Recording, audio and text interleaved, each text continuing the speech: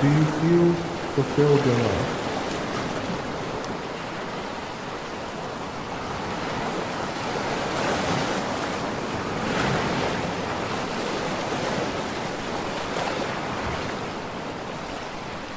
The show will begin in 4 minutes. Are you ready?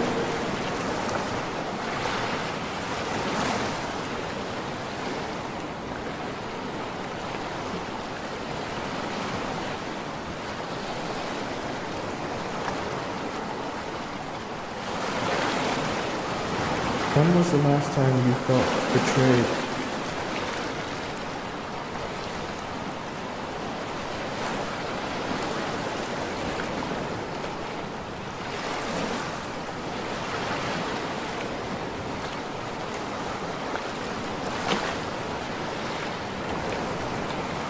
When was the last time you felt loved?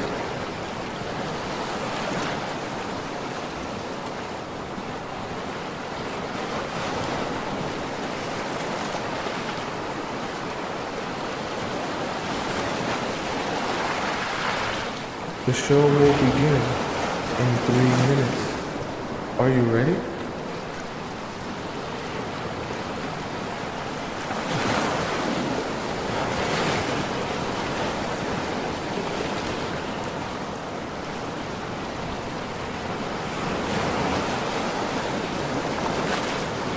What did it feel like to be in love?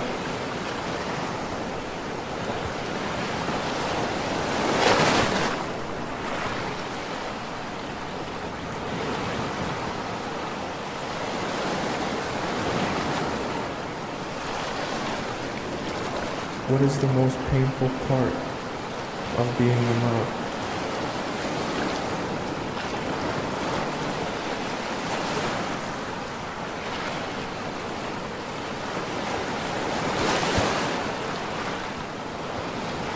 The show will begin in 2 minutes. Are you ready?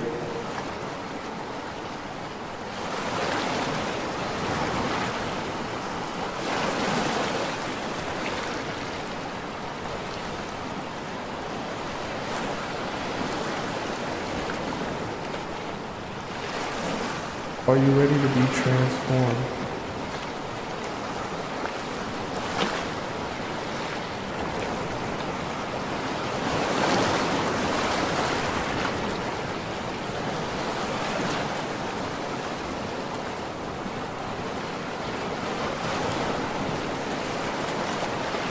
Are you ready to make a change?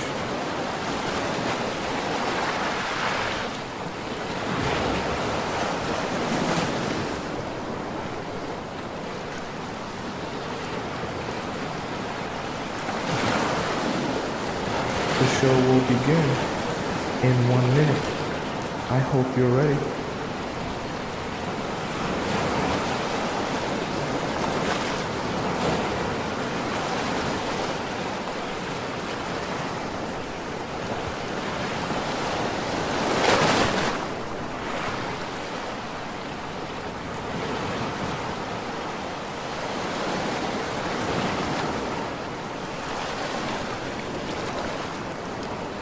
The show will begin in exactly 30 seconds.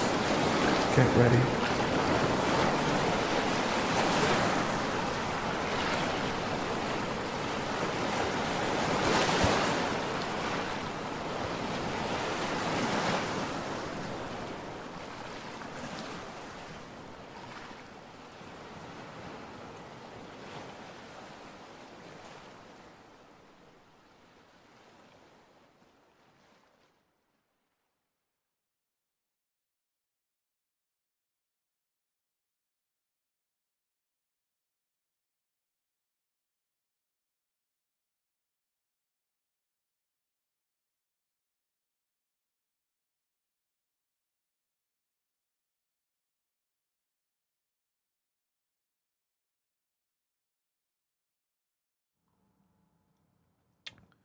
What if I told you that men have been lying to you about what they actually like? What if I also told you if you've ever done something that he said he wanted and then still gotten a negative response from him in return, You've already been a victim of this. Let's try and solve that confusion for you today. On today's show, we're going to be discussing lies men tell you about how they fall in love. That way, you can avoid being fooled by men who don't give you the response you want, even after you act how they want. Welcome to the Players Club. If you're paying attention to me and everyone else in the live stream, please say here present so that I know you're here present and actively participating. How are all of you beautiful people doing here today? It's so good to see you. Okay, who we got up in the chat? Let me just scroll through quickly here. Who we got up in these chats here? We got Zyra here. I see we got Taylor here, Letitia here. We got Rita here, Aline here. Jess B is here. I see we had Charisse here, one of our amazing moderators earlier. We have Scotty here, one of our amazing moderators. Reese is here. I believe SH is here as well. Okay. I see Phoenix as well. Who we got over in the YouTube chat? I see we got Missy America here.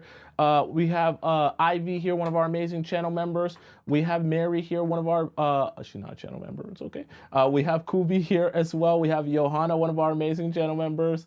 Who else we have here? I want to scroll up. I want to see who was here earlier. We have Nicole T, one of our amazing channel members, and we have our other Nicole, who is a channel member. Welcome all you beautiful, beautiful people. And of course, Missy America holding us down in our YouTube chat. Let's get this party started, okay?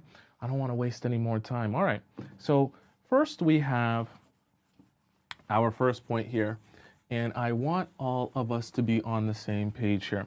So in today's show, I really want to get in depth because I know it can be very confusing for you when you're dating guys and you're confused by what they say they would like or what you hear a lot of guys saying. Oh my gosh, this is so tight. What you hear a lot of guys saying that they like or are into or find attractive, okay? Right? Let me just, what the heck? All right.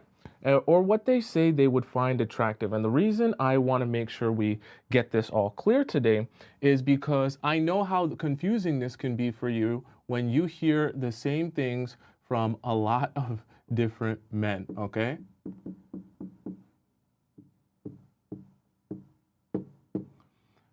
Number one here, a very popular one that you're going to hear from men that you're dating, okay, is that I like crazy. I like crazy girls. I like girls who are crazy. When they're crazy, it just gets me going. I'm attracted to these type of girls. This is a trap, okay? And I want you to understand, see, there's a concept and a theme that we're going to kind of go through here in today's show that I want you to take notice of, very important. And the concept that I want you to take notice of is the difference between how men respond when you're doing something that actually makes them more attracted to you versus you doing something that feeds their ego. And what you're going to notice in the themes that we discuss here is that ego and attraction are two different things, okay? So let's just put together a visual, and then I'm going to describe to you a scenario of that visual, and then we're going to break this down a little bit further, okay? So let me do it like this, okay? I'm going to split our page into two halves here because I want to kind of give you guys two smaller examples that you can understand, okay? So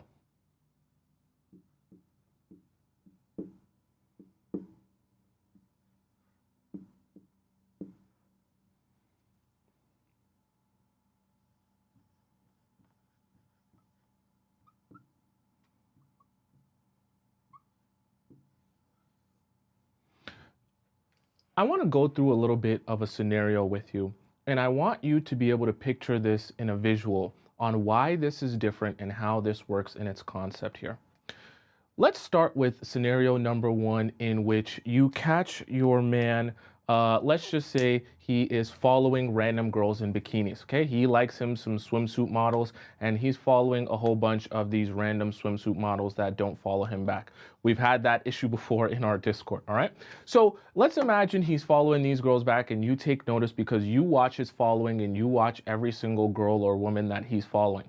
In the process of that, right, you go insane. You start yelling at him, screaming at him. I can't believe you would do this. I see who you're following. I checked today. Who is this? Who is that? And you're questioning him about each and every girl that he's following. You're telling him that you checked the following list. You're telling him that you've seen that he followed this girl at 9:37 a.m. Then you've seen that he followed this girl at 10:38 p.m. And then he followed this other girl on Wednesday. And you're going back and forth telling him all the details and things that you discovered. And if you're one of our Discord members, you're downloading Google Chrome extensions to figure out what's going on and who he's following at what times and who's following him back, and you're going absolutely insane. Now, the reason I put a smiley face here is because guys tell you, right? And I'm sure you've heard this before from men. Let me know in the chat, say yes or no if you've ever heard a guy that you're talking to say that he likes crazy girls. See, the thing about it is, you're thinking in your mind when men say, oh, I fall in love and I love me a crazy girl. You're thinking that he means I'm attracted to crazy girls. What you don't realize is that men aren't attracted to crazy girls. Men, what they like when they say they like crazy girls, they like the fact that their ego is very satisfied when a girl acts crazy. Because in the scenario that I'm giving you, right, of you going crazy on a guy, I can't believe you're following this girl. You followed her at 10:38. You followed this girl at 9:45 p.m. You followed this girl, right, and you're going insane, right? You're not actually being more attractive to him. You're not being a more attractive version of yourself. What he likes in that scenario is the fact that you will act so crazy, go above and beyond, start yelling and screaming, throwing things and breaking things, makes him feel like, oh, she really cares. Oh, she's really upset. Oh, she's really on my air. All right. And she can only be on my air if I have that good D game. Right. And it sounds very twisted, but men are actually receiving your craziness through the lens of, oh, you're acting crazy because I put it down on you, because I make you crazy, because, you know, I'm just such a enticing, magnetic person. I just put it down on you so crazy, mentally and physically and spiritually, that I'm just like, I have so much control over you. So their ego is happy because they feel like the man, since they feel like they have so much control over you, which is the only way that you would be acting so crazy and insane to them. And see, this is the problem. Because when you hear guys say, I like crazy, and you actually buy into the idea that they enjoy crazy, and you start thinking, okay, I'm going to act more crazy or show my crazy side, hoping that he'll like me more and be more attracted to me, what actually ends up happening is you only end up being feeding his ego more, okay? Now, what I also want to write here is in terms of, right?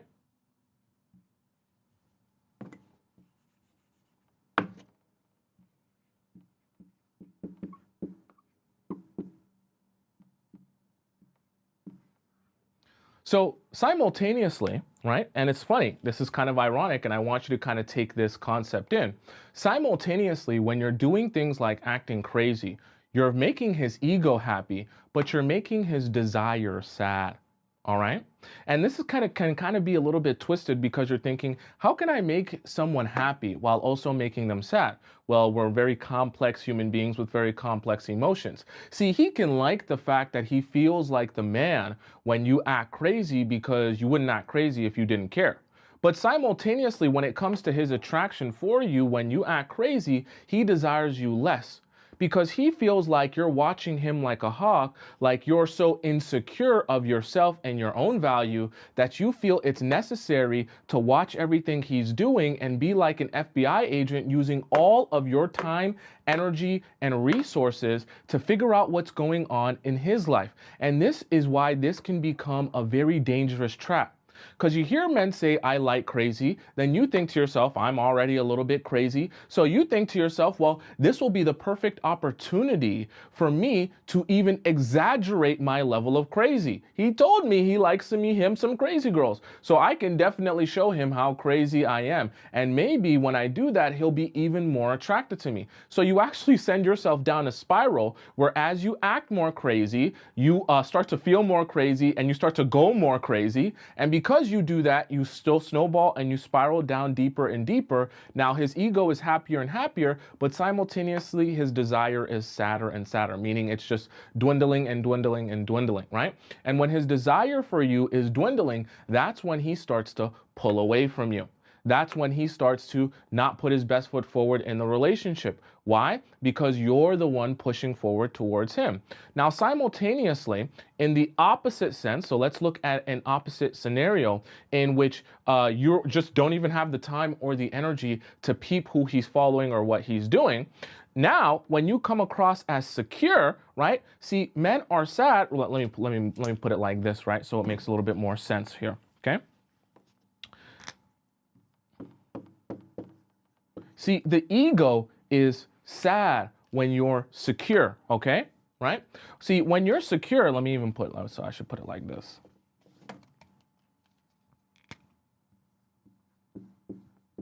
Okay?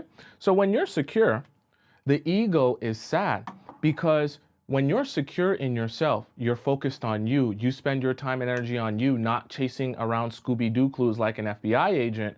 See, his ego doesn't feel as satisfied because he doesn't get a sense of you acting crazy. This is why guys say, I like crazy girls. They like more than anything. What they really mean is, I like my ego being satisfied. But simultaneously, ironically, okay,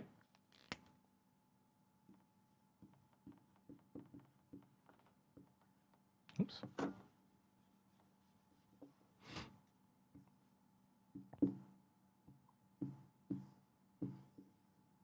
As you act secure, the men that are with you, their desire for you goes up and their attraction for you goes up. Now, this is actually ironic because men don't like this. Now, there's a reason men don't like this, because when their desire goes up for you, but their ego is crushed because you're not acting like a maniac, all of a sudden it makes them feel insecure.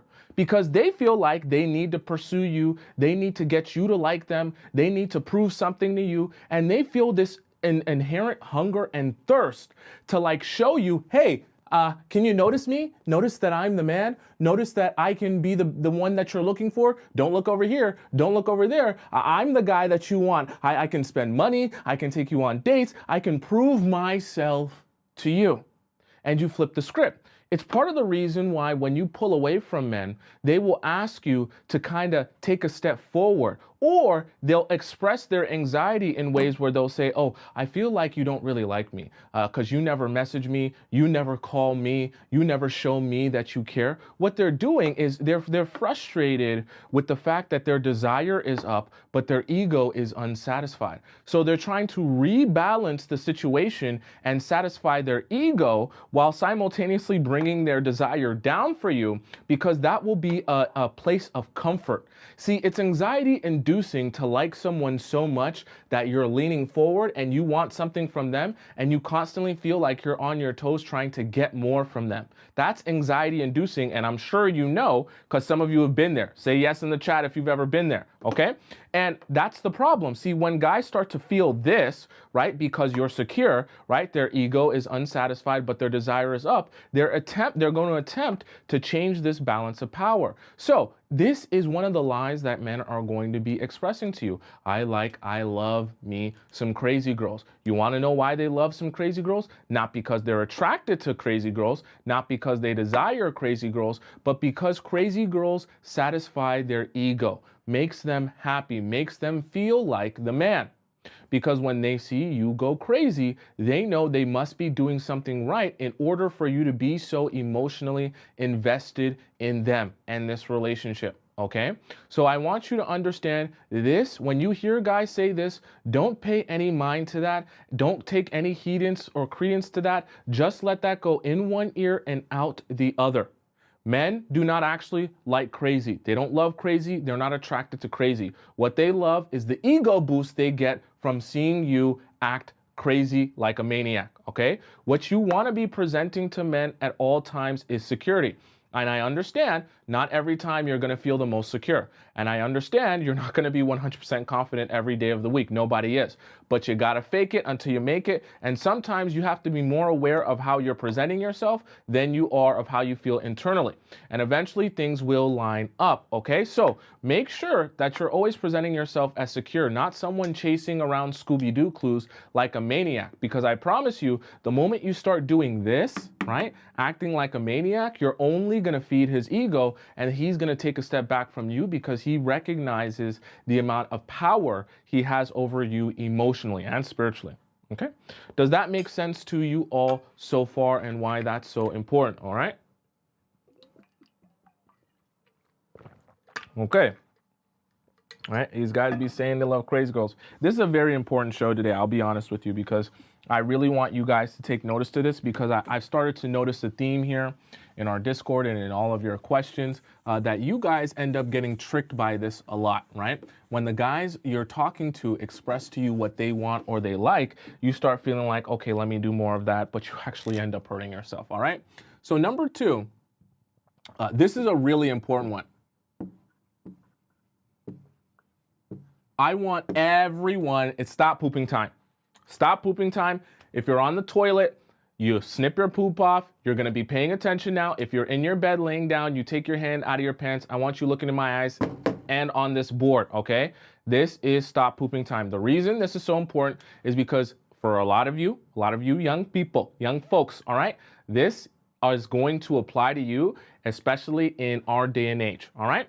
So the reason I'm mentioning this, which is number two, which is spam me, a lot of guys are going to tell you to do this, and this is a mistake. They're going to tell you, hey, girly, you know, I love me a girl that will message me every day, every second of the day, call me every second of the day, whenever, however, anytime, at night, in the morning, in the middle of the night, call me for anything. Just FaceTime me for anything. Every second of the day, just message me. Don't ever put your phone down, all right? Spam me. That's what they'll say. I don't mind if you spam me. Tell me yes or no in the chat if you've ever had a guy tell you, hey, you can spam me. I actually appreciate it when a girl spams me with messages. That's how I know she cares. That's how I know she's really into me, okay? And I would love for you to spam me whenever you want. Mistake. Okay, now we're gonna break down in a visual why this can be such a mistake. And I want you to kind of understand this here, all right? So you're here. And we're gonna put a box here. And we're gonna put him here.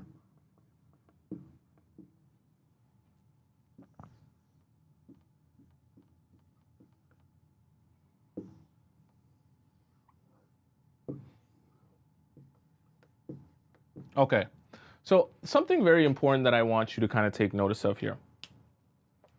In both of these situations and scenarios, see, there is something very important that I want you to take notice of the difference, all right? So in the first scenario, I want you to imagine what it's like when you're spamming this man. So we'll call this box in between here. We're gonna call this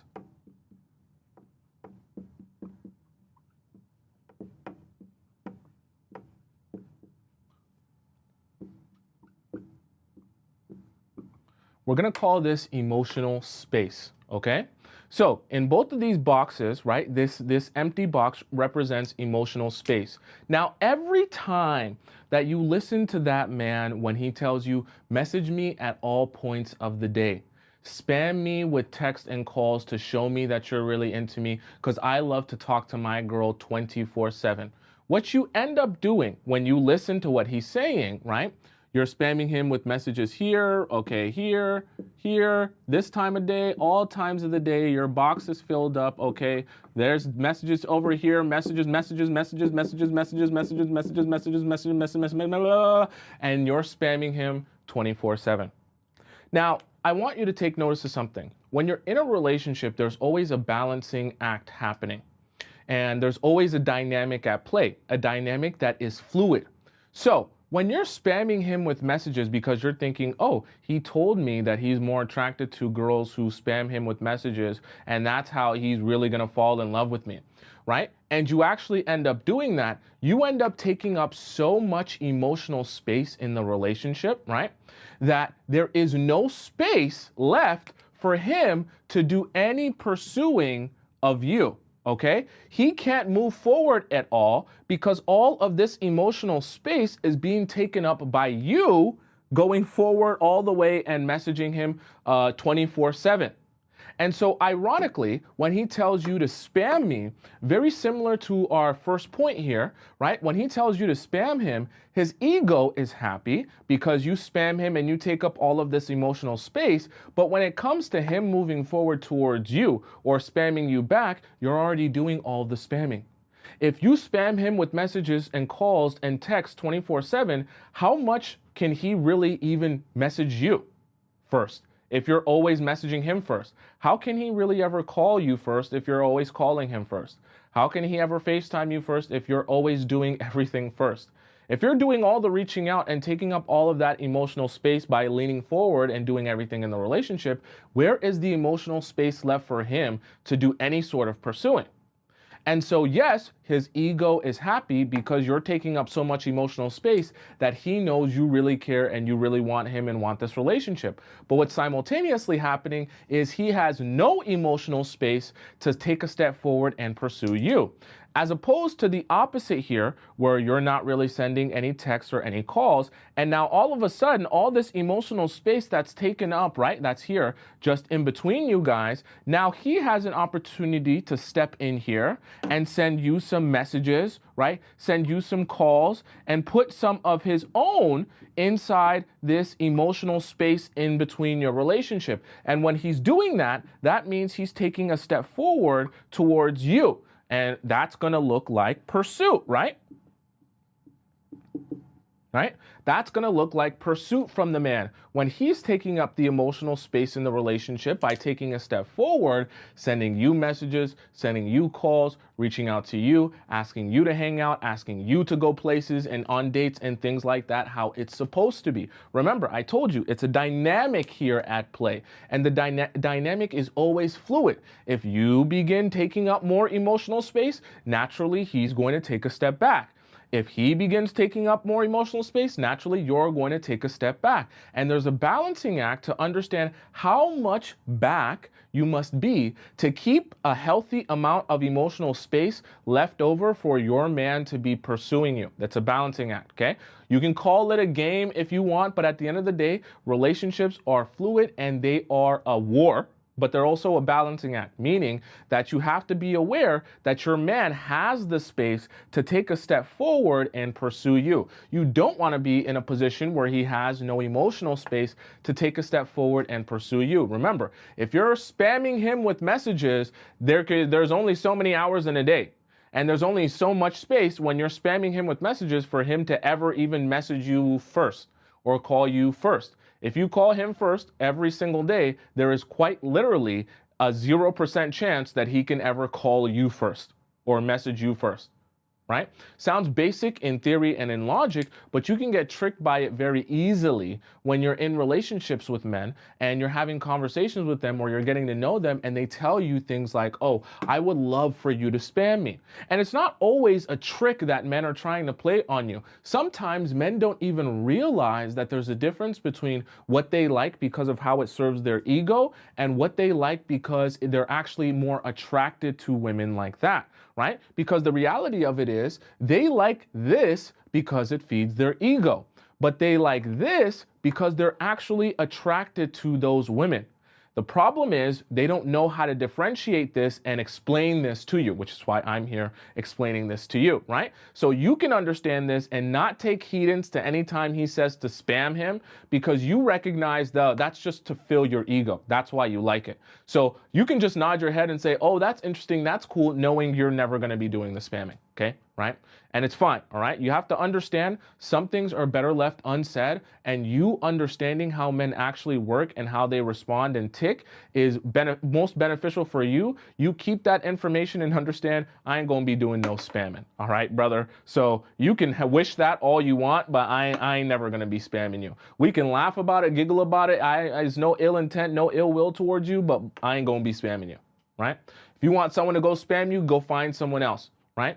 And sometimes those guys will try and find someone else, but in the process of that girl spamming him too, he eventually gets bored of her too, and he comes running to a girl who has emotional space left over that he can actually take a step forward, okay? Someone said, what's spamming? Spamming like with messages, spamming with calls, right? When you spam someone, the idea is I call you all the time, 24/7 for whatever, right? You know, when men try to love bomb you and they try to make you feel like your relationship is so deep and has so much substance, right? They'll say, call me anytime, 24/7 for anything. Let's stay on the phone until it's 4 a.m. Let's fall asleep on FaceTime, right? Spam me all the time. What they're trying to do is to get you to do all the reaching out so that there's no room left for him to do any reaching out. Please, please don't do that, all right?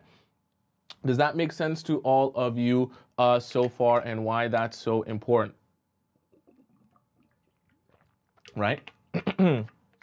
So, number 3, I almost want to say these are all stop pooping time, because I know you guys be hearing this, and let me know in the chat if you've ever heard this one before, okay?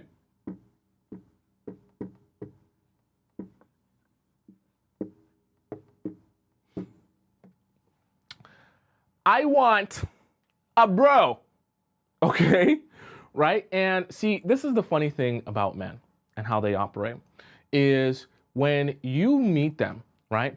They're going to make it seem like, oh my God, relationships are so hard. Understanding women is so hard. It's so difficult to know what they need, and they have emotions, I don't understand those, and they do things I just don't understand, and the way they talk and they act, it's just so confusing. But when I'm with my bros, we have so much fun. When I'm with my bros, we play video games. When I'm with my bros, we shoot hoops, we relax, we chill, and it's such a good time. I just wish I could have a relationship where my girl was like one of the bros. I want like a best friend that's just like my bro, but she's a girl. I want like the female version of me. It's BS, right? So we're going to kind of break down why this is BS, right? So let's just make a visual here for you.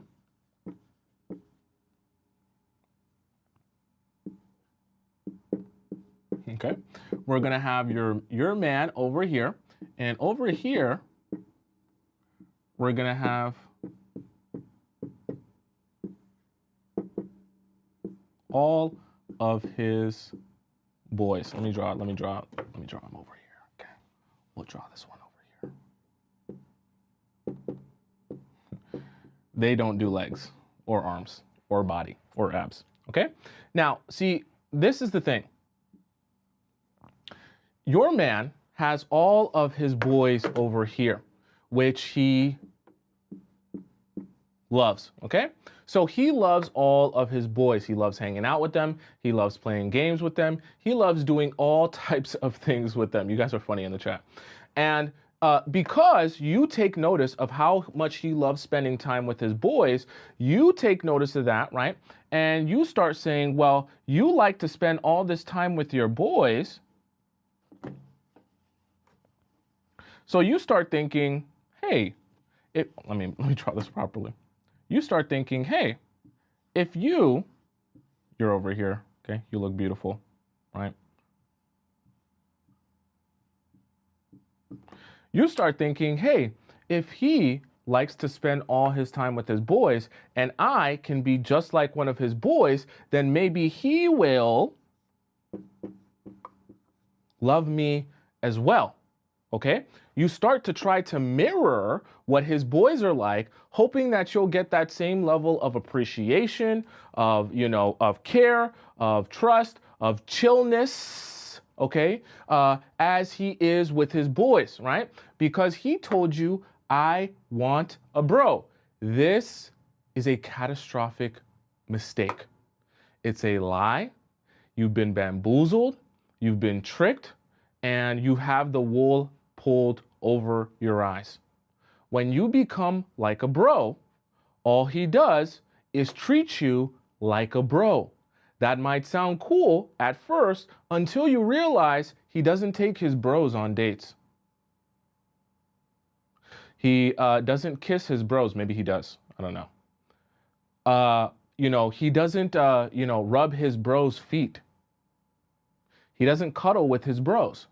So what do you get? You get a chill atmosphere. You play video games with him. You grab his rebounds. You sit and you watch YouTube music videos like one of the bros. But he doesn't treat you like his woman. He treats you like one of the bros. So you get none of the benefits of being in a relationship. Yeah, you get like a friend, but you can have friends anywhere at any time. Meanwhile, you're emotionally investing yourself and giving girlfriend treatment to a man who's treating you like a bro. So you've essentially made a guy friend out of your boyfriend who's treating you like a casual friend. It doesn't make sense. You're confused and frustrated because what do you want? You want dates. You want special treatment. You want to feel like a woman. You want to feel like his girl. You want to feel like a girlfriend. This is someone you're emotionally invested in. There's nothing wrong with that. But in the process of you wanting to feel like a girlfriend and wanting to feel that love and care from him, like, he should be making you feel as his girlfriend, instead you get all of this, someone said Dragonfly just said it, effort, right? You get all of this low effort, right?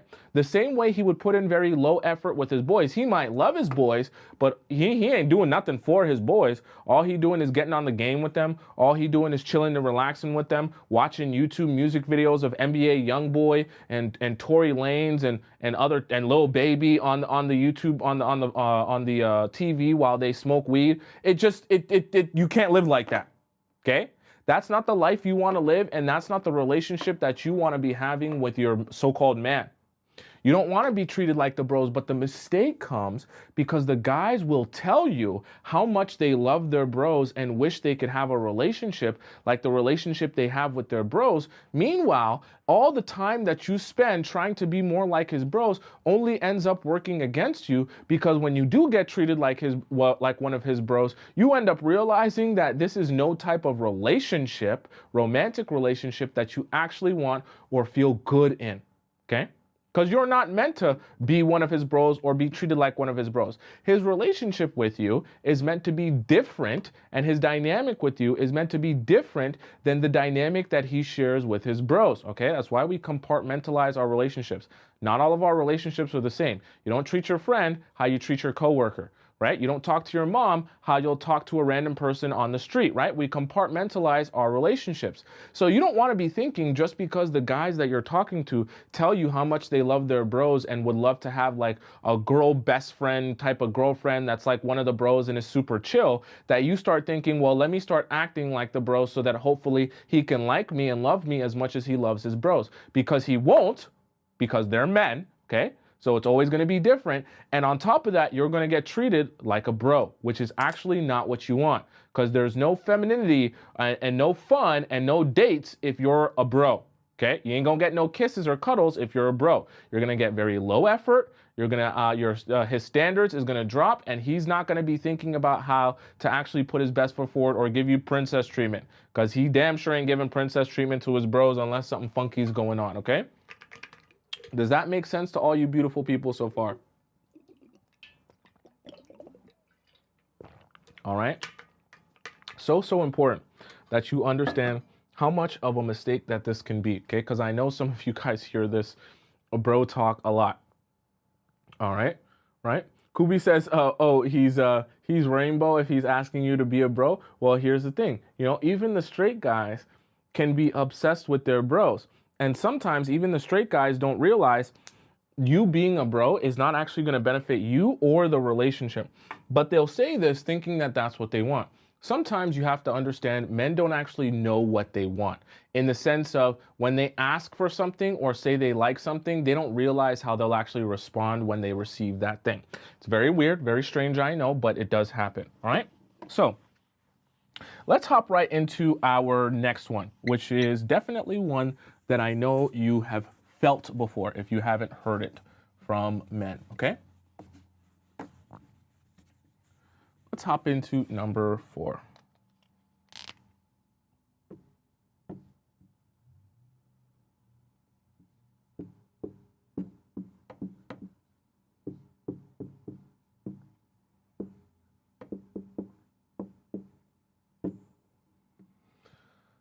Oh boy. You need to understand there are different types of attention. Men will and have always given attention to fun girls. The problem is, though, because they give attention to fun girls and you're sitting on the sidelines watching that, you start to believe that men actually like the fun girls. Okay, so let me give you a little bit of a visual here, right?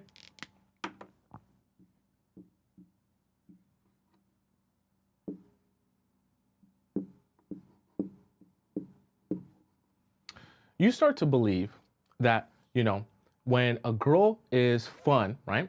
Fun girls, right? They all say yes to everything. Okay?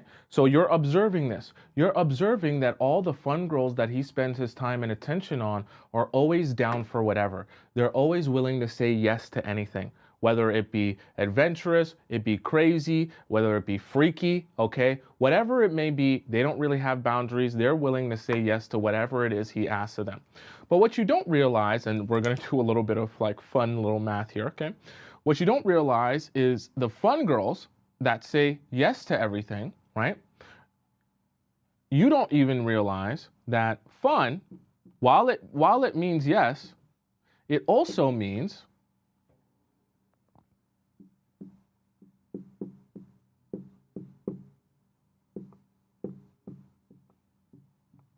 okay? So we have fun equals yes, but yes equals lack of respect, okay? We can actually even put here, so it makes even more sense to all of you, right? You can actually even put down here, saying yes to everything also equals a lack of boundaries. Because if I'm fun, so I say yes to everything, but when I say yes to everything, it shows men I have a lack of boundaries. So what does lack of boundaries equal?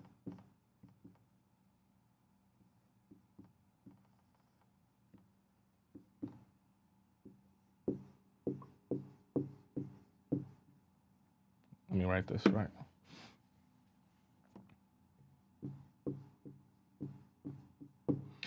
A lack of boundaries ends up equaling no respect. Because if you don't have boundaries, and I know that you don't have boundaries, then I also simultaneously respect you less because you don't even stand up for yourself. If you don't stand up for yourself, then I know you don't even believe in your value, you don't have any self-respect, you don't have any self-worth, and so I don't have respect for you in return for noticing your lack of boundaries. Now, if I have no respect,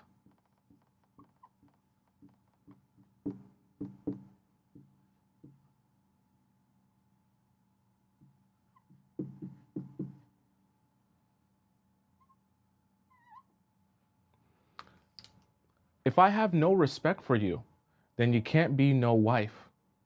Because men are never going to be looking for the woman who they can actively disrespect that has no self-worth or self-esteem to wife. At least none of the sane, normal men, maybe the psychopaths, right?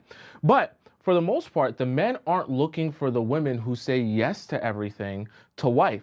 So it's funny because at the beginning of the equation, you might think to yourself, well, the men show the most attention to the fun girls who say yes to everything. But as you start to go down and deeper into the equation, you realize that even though those fun girls say yes to everything, those fun girls are not taken seriously when it comes to being in a relationship. So the reason that I break down this equation for you is because I kind of want you to take notice of fun girls, while they might get attention, they don't get the end result that you're looking for. Because remember, you're not here just to get random attention from random men at random times. You're here to get a long-term serious relationship and long-term commitment from a man who will give you princess treatment and give you that treatment consistently, not just for a couple of days and not just to sleep with you. So understand you're making a mistake anytime you try more to be like the fun girls, right? And the fun girls are the ones saying yes to everything. The girls who are serious and the girls who get wifed are the girls who set boundaries and say no to a lot of things. You want to know why the serious girls that get wives say no to a lot of things? Because a lot of people, and a lot of men especially, are giving them offers left and right. Just because you're a serious woman and not a fun woman, right, fun girl, that doesn't necessarily mean you're unattractive. That doesn't mean men don't like you, and that doesn't mean men don't show you attention. What it does mean is that you don't say yes to anything and anyone that gives you an offer at any time. Why? Because you have self-respect and you have boundaries that you're not just going to be willy-nilly and allow anyone to access you for whatever reason when they haven't shown you anything or shown you that they even deserve that access. Remember, you always hear all the time people talking about you're the prize, you're the prize, you're the prize, you're the prize, you're the prize. If you're a fun girl saying yes to everything, you cannot possibly be the prize. Understand you are only the prize if you actually say no to a lot of things. Because then the people that do get access to you are actually being rewarded with something that would be considered a prize, which is your time, energy, effort, and focus. Because if no one else is getting that except the men who are really putting their best foot forward, then it's actually a prize. If everyone is getting that level of attention and focus and validation from you, then it's no longer a prize. Then you're just someone that everyone has access to.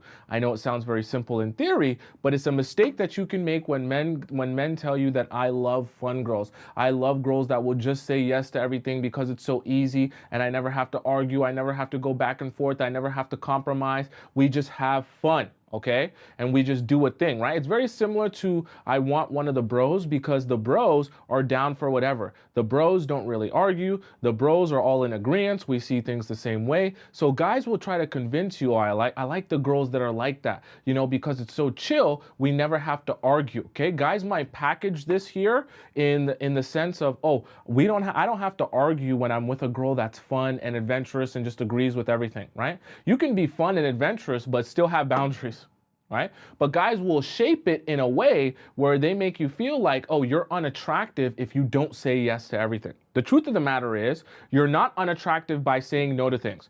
In fact, ironically, and this is why this show is such an amazing show that you need to hear, ironically, when you say no to more things, you actually become more attractive to men because they recognize that you actually have boundaries. When they recognize you have boundaries, they respect you more. And when they respect you more, they categorize you as a wife. Now, not in every case, at every point in a man's life, he's going to necessarily be looking for a wife. So sometimes when he sees you have self-respect, he might take a step back because he's looking to just fool around. But rest assured, the men who are actually serious about dating you will see you as more valuable when they realize you have self-respect and carry yourself as if you have self-respect. Okay? Are you following me so far? So it's very important that you do not get obsessed with saying yes to everything, thinking that, oh, I see all the girls that are fun girls get all the attention, so if I want some attention, I gotta be like them. You don't. Because at the end of the day, when it comes down to being wifed by any of these men, they're going to stop looking in the direction of the fun girls and they're going to start looking in the direction of the women who actually have some self-respect. I guarantee you, you have to be playing the long game. Okay? Don't make the mistake of playing the short game, which is just the attention and quick, easy, cheap validation game. Play the long game. You want a lifestyle. Not a short-term experience with a man, all right? Or just a couple of weeks with a random man, right? So let's hop into our number 5 here, okay?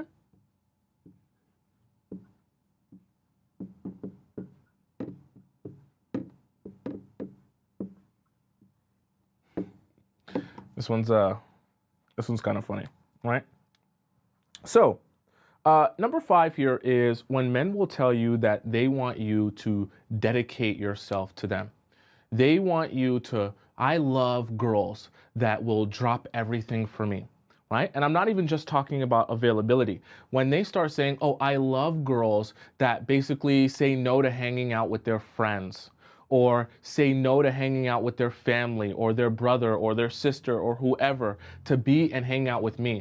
I love knowing and seeing how much a girl cares about me and wants to be with me, that she says no to everything else. She takes off work for me. She rearranges her schedule for me. She puts her life aside and on hold for me because I know how much she cares about me. She'll change her job for me. She'll change her career for me. She'll take a lesser job or a different job just simply because of me. It shows me how much she cares. Let me show you in a visual why that can be so bad, okay? So let's put you here. You got a long face, right? And some long hair. And we're gonna put him over here.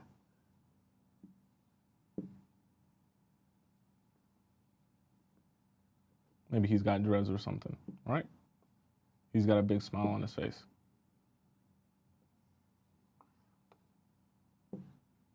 He's got a box body, all right? He doesn't work out. So he's over here. Now, I'm gonna do something very interesting in terms of this visual for you so that you can actually understand why this can be so bad. And this is actually not at all what men want in a particular way. Let's imagine you two are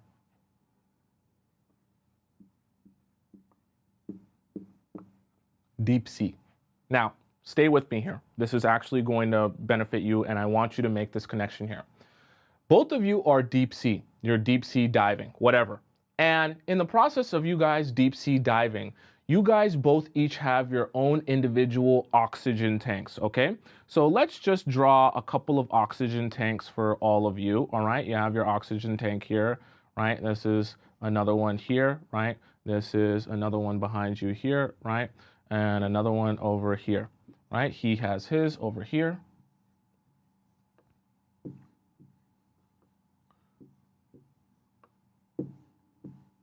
Right? So both of you are diving with your own separate oxygen tanks. Now, in this scenario, everything is good. You both have your oxygen tanks. You're good. You're deep sea diving. You're having fun. You're enjoying yourself. Now, when men tell you to dedicate themselves to you, they're going to ask you to essentially put aside parts of your life, your career, your friendships, and your family to be with them. Because when you do that, it shows them how much you want to be with them, how dedicated you are to him, how much you want to spend the rest of your life with him, how much you care about him. So men will tell you, oh, I love this, and I love to see this in a woman. And when I notice this in a woman, I like her so much more. I fall so much deeper in love with her when I can see how dedicated she is with me, that she only wants to spend all of her time with me. Let me know in the chat if you've ever had a guy ask this or say this to you, that, oh, I love a girl who literally only wants to spend her time with me. Now, this is the very interesting thing that happens, and this is why this visual here exists. When you actually make the decision to agree with him, when he says, I love a girl that would dedicate themselves to me and be all about me and spend all your time with me. See, one by one, you take away your career, you take away your friends, your family, you take away your passions, you take away your hobbies. And now, when you guys go deep sea diving, you no longer have any oxygen tanks to sustain you here. And because you have no oxygen tanks to sustain you here, what's the first thing you need to do going deep sea diving with this man?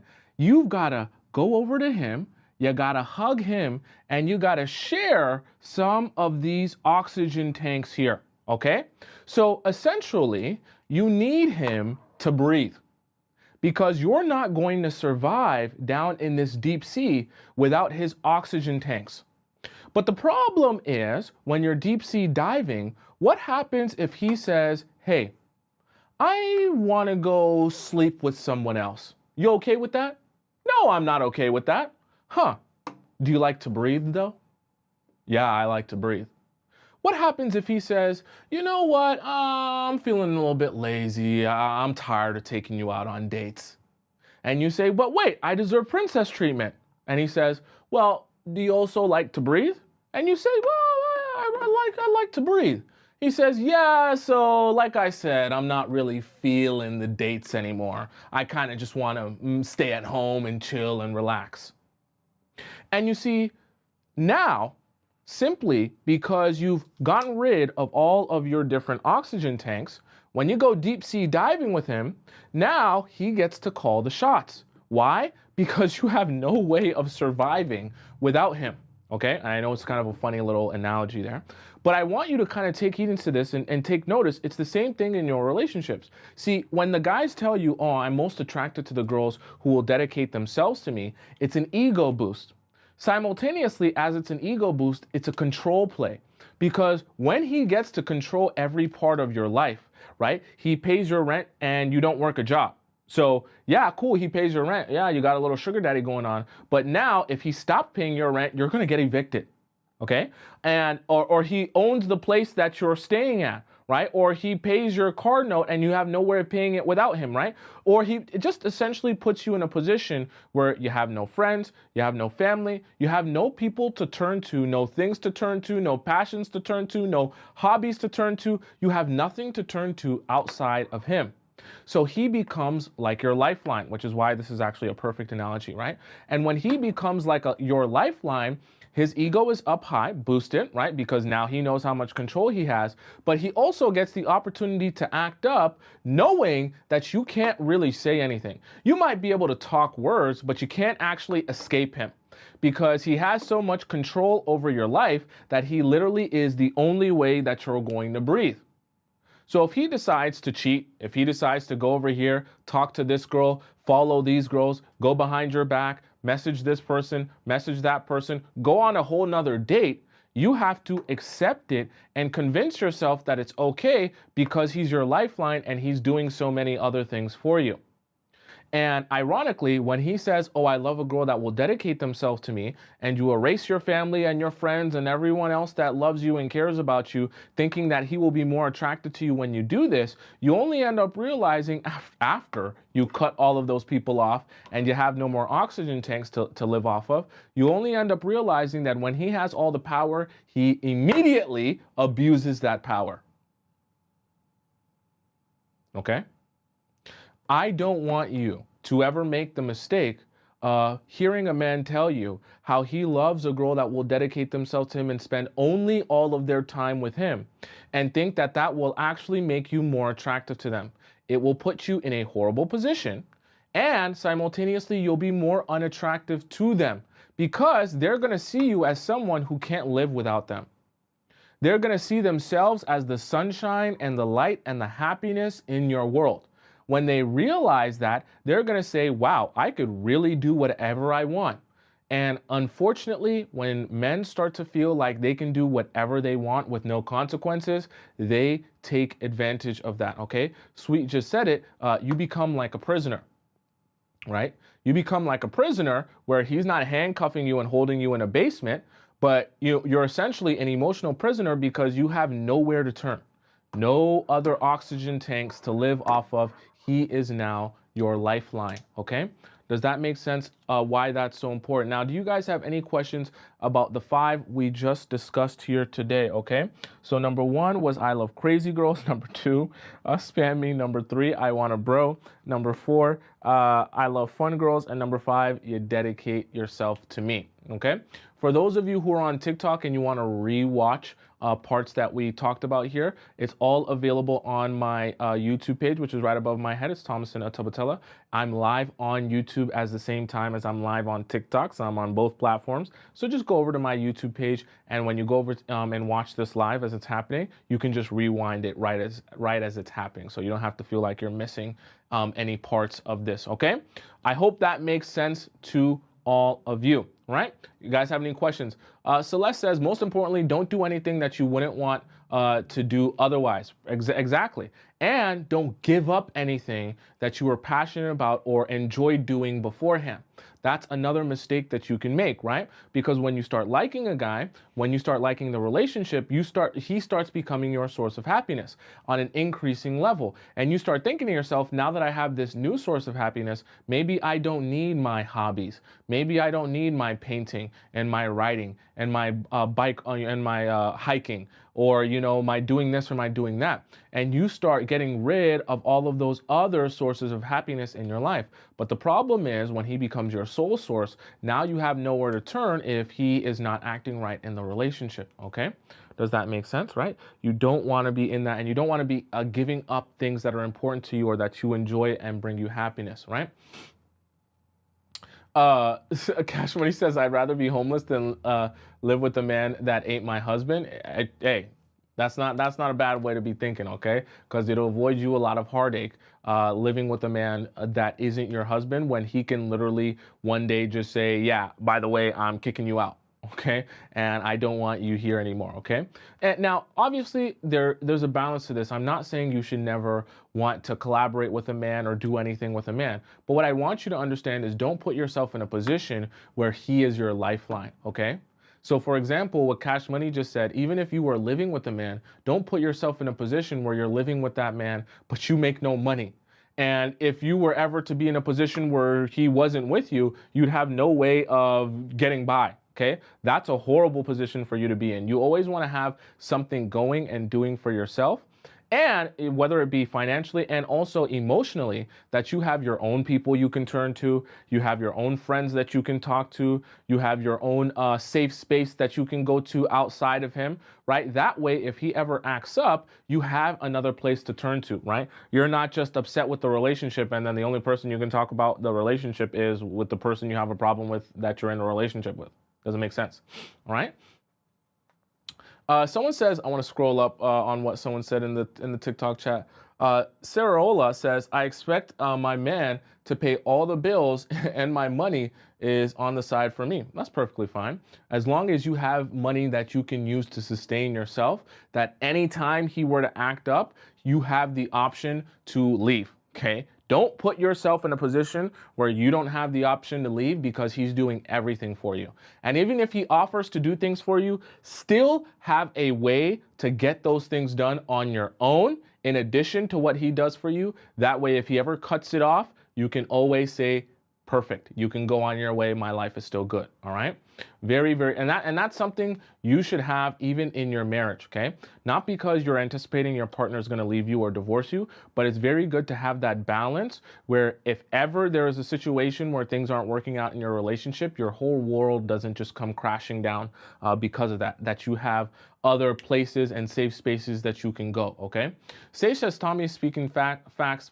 Please listen. I fell for all this stuff and it was horrible. It is horrible. If you've ever been in a situation like this, you know firsthand how painful this can be, because when you feel very stuck like this, especially with a man that has all of this power like this, it can be very difficult to get yourself out of this, because you kind of just have to deal with it until you build yourself back up, which can be a very, troubling, tough situation to get to. Okay. All right, chat. Let's hop into our next segment of the day, which is going to be our react segment. You got to spam up our camera emojis, spam up our headphone emojis, because we're about to hop into our react segment where we discuss topics and issues and videos that are going on in the TikTok universe. Okay. And we laugh, we cry, we have a good time. All right. So as we're heading into our reaction segment, I'm just going to do a little bit of cleaning up here. In the process of me cleaning up, I'm going to play you guys a little intermission video that we're all going to watch together while I clean up. That way you're just not watching me clean up. And then I will join you on the other side in a couple of minutes once I'm all cleaned up. So today's intermission video comes from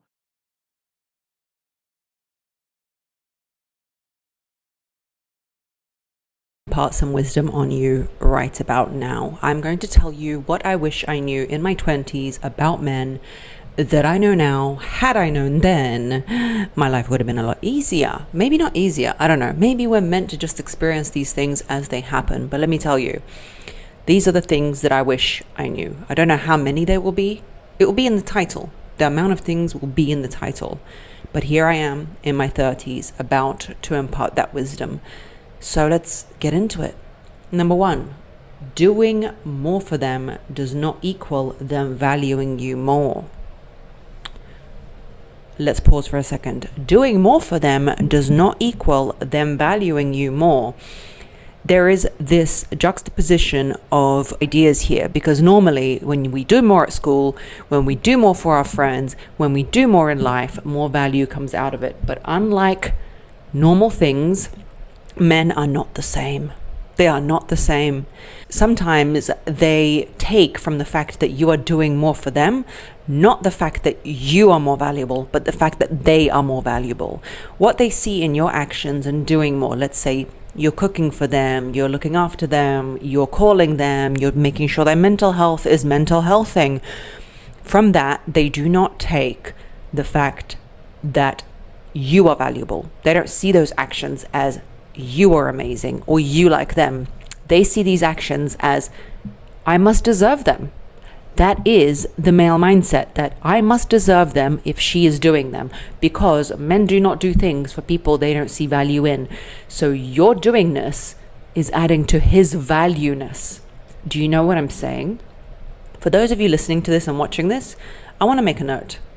I'm 2 months postpartum, and after I have my children, I get thyroiditis, which is like hyperthyroid. So if I'm talking a little bit faster, I get my blood test results next week. If I'm a little bit more excited about this, it's my thyroid talking, okay? But the facts are still facting. The facts are still real. The thyroid might be doing the excitement, but the facts are still real. Number two, valuing yourself and putting yourself first and putting a high price on your time does make men value you more. So you might be thinking, okay, me doing things for him does not make him value me. What does, Margarita? I'm telling you, fact number two that I wish I knew in my 20s is men value you through the paradigm of the amount of time and effort you put into yourself. Have you ever seen the amount of time and effort a man puts into his car? The old banger that he redoes and reframes and does all these things and makes sure it's parked in the right garage and makes sure it's shine shoe I know no car terminology, so I don't know what I'm saying. But what I am saying is, in the man's mind, the thing that holds value is the thing that time, money, effort, and energy is spent on. So when he is assessing you and you're putting a lot of time into him and nothing into yourself, he's done the calculation, and men in the comments are going to deny this because they don't want you to know this truth and this fact, but it is the truth and it is the facts of life. They will calculate that you are not worth valuing much, even if you are the best thing since sliced bread. Even if he initially adored you and wanted you, the value of you will go down. And that is a shame, baby, because you're amazing. The way to make him see you differently is to actually put time into yourself. And furthermore, forget the men in this conversation for a second. Don't you want to put more into yourself? Don't you want to put more time, effort, and energy into yourself? Because at the end of the day, even if it doesn't work out with Gary or Brad, you would have upped the ante of who you are. You would have done growing. You would have done developing and evolving. So forget him for a second and understand this. Stop doing for him what he's not asked you to do. Stop running around like a headless chicken and then resenting him when he doesn't value you for it. And instead understand, I'm going to put something into myself, and in his man brain, he's going to equate the fact that, okay, she's not doing anything for me that I haven't asked her to do. Now, you're still a kind person. If he asks you for help, you can help him. We're not talking about that. Or he asked you to cook him a meal. Fine, cook him the meal. Girl, go for it. Do whatever you want to do. But the point is, you put into your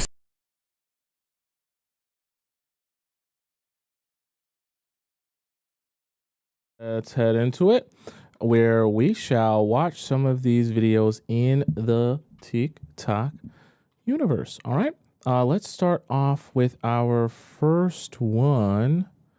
We left off in the middle of some yesterday.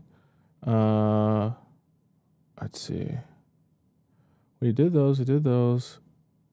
We had this one, okay? This one's here for us to do. Questions on dates. But another thing you should be aware of is a man who can't give you a compliment. And this is what doesn't make sense to me. Being a male, if I'm dating a girl, spending time building with the woman, why in the world would I be with a woman that I don't want to compliment? Like, let's be honest here, right? If I like you, I'm spending time with you, I'm never going to think to compliment you. But I go through the comments, women said, oh, my boyfriend of 4 years never complimented me. Why did it last longer than 7 days? Another girl said, my boyfriend told me he just doesn't do that. But yet he's liking Insta girls' pictures and in the comment section with heart eye emojis. This what I don't be understanding about both people. Why are you dating a girl that you don't sit up there and want to compliment and or hype up when she look good? Why as a woman are you with a man that doesn't tell you that you look good and or make you feel better about yourself? It gets to the point where I'm like, damn, maybe I'm not so messed up as I thought I was, because some people have it way worse than I do mentally. I often talk about how you should be. The thing that I'll say to this, what I believe his name is Hefe said, is yes, nothing wrong with wanting compliments from your man. That's not a crime, okay? But also, you don't want to be putting so much stock in what a man, even your man, thinks or says of you on a regular basis, that you don't feel like you have value unless he is complimenting you. Are you following me what I'm saying? There is a balance there. And understanding that, yes, I love my man and I love to hear, that he thinks I'm beautiful and he loves me and thinks I'm awesome. However, even if he doesn't say that, that doesn't mean I stop believing that I'm beautiful and awesome and sexy and amazing. What you also have to understand is not all men, okay, I just have to shoot them some bail, not all men who aren't complimenting you aren't thinking that. Some men just don't have the emotional wherewithal to understand that what they think in their head is not actually you don't actually know that. And I know it sounds weird, but sometimes we all do this as human beings where we have a thought in our head, but we don't express it outwardly. But we feel like because the thought was so strong and so intense and so clear that everyone else knows the thought and heard that. And that's when you kind of start to, if you've ever felt like you had a conversation with someone that you never actually had a conversation with about something, that's what that is. And so I just say that to say even men, that can happen to them as well. So that's why it's so vitally important that you don't put so much emphasis on whether a man is complimenting you or not, even your own man, that you actually are able to believe, oh, I'm more valuable if he compliments me more versus I'm less valuable if he compliments me less. Your self-worth can't go up and down like that, okay? Nothing wrong with taking notice of it, okay? I'm not saying there's something wrong with that, but you don't want your self-worth to be on a roller coaster being controlled by someone else, okay? Right? Does that make sense? But if he never says it, then it is something to look out for, right? So there's a balance there. How are you a prize if you only allow one man to compete for it? As soon as you meet a man you like, you allow only him to run the race for your heart. And you call yourself a prize. That ain't a prize, that's a participation trophy. It ain't a prize. Sometimes what you gotta say is, until I find a man worthy to earn my exclusivity, I am dating other people and let the best man win. That's because I'm a prize. I'm awarded to the person that finishes the race, that proves to be the most valuable, the most ready. Not because I meet one person and I allow him to run the race by himself, because at that point, he can take his time, can't he? He can choose to take breaks. He can sit down because he know nobody else is running. If you want me, earn me. Because if he thinks that you're supposed to take yourself off the dating market simply because he likes you, but he's not ready to actually step up and be a husband or a boyfriend, and that you're supposed to keep him as your only option, no. Tell him my heart is not a participation trophy, it is a prize. How are you a prize if you only allow one man to We actually just talked about this earlier, right? In understanding that if you are going to say yes to everything, then you're not in the process of being the prize. Because if you say yes to everything, there's no prize in giving something to everyone all the time without any work or effort. And I know it sounds simple in theory, but the fun girls, they say yes to everything. The serious girls, they don't. Now, if that's the case and that's the equation, which ones do you think are the prize and which ones do you think are not the prize? Okay, very important to be thinking about that. So I would never date a broke man. And sometimes Damn. people justify dating broke men by saying that, well, love is what's most important and that it conquers all. So long as there is love in your relationship, there aren't going to be any problems. You both can get through it together. No, this is something called struggle love, and it's predominantly pushed within the Black community. Financial stability does play a crucial role in determining the success of your relationship. Financial issues are a major reason as to why a lot of marriages fail and couples are in conflict. So when you're in a relationship with a broke man, you may find yourself pouring into him. You may find yourself encouraging him to do better and to want more for himself. But then you quickly realize that none of that matters. You realize that a lot of broke men are actually very comfortable in their situation. It's honestly just because they understand that even when broke, they will still be rewarded. Now, I talked about this previously in the past. They understand that even when broke, a woman will still sleep with them. Even when broke, a woman will provide him shelter. Even when broke, he can still get companionship. Even when broke, he will be fed and he will be cleaned up after. The way it used to be was, in order to get all of these benefits, you had to be married. Improve yourself to take care of a family if need be. Now, because we have this whole boyfriend and girlfriend nonsense, men have found a way to get around marriage and get marriage benefits for the cost of nothing. And to make it even worse, a lot of men are getting marriage benefits without even being a boyfriend. Without having a boyfriend-girlfriend situation, they can still get marriage benefits, and they get it by being a sneaky link or by being a friends with benefits. So by doing this, you are taking away his incentive to work harder. You ladies need to understand that it's very natural for men to become comfortable when they are getting what they desire at low effort and low cost. So to get back to my original point, if he wants to work harder, if he wants to be the caretaker of his family, he would. He wouldn't be comfortable with being broke. And honestly, I don't think men should be dating if they have no money. You need to focus on getting a stable career. Women should not be your main focus. So in my personal case, it doesn't make logical sense for me to date a broke man because, one, I don't date men in my age group. So it makes literally zero sense for me to leave what I have right now. My parents provide for me. My money is spent on vacations, dinner with friends, French curl braids, my gym membership. It doesn't make sense for me to leave all of that to now struggle with a grown man who is much older than me. Secondly, I make my own money. I'm able to buy all the nice things that I want. I have always been able to buy all the nice things that I've wanted ever since I was 16. I'm in college, going to get a second degree, going to enter a career path that is going to make me insane amounts of money. What sense would it make that I decide to downgrade and deal with a broke man who is not educated and doesn't have a career? She be emphasizing the broke. Okay, I actually agree with this.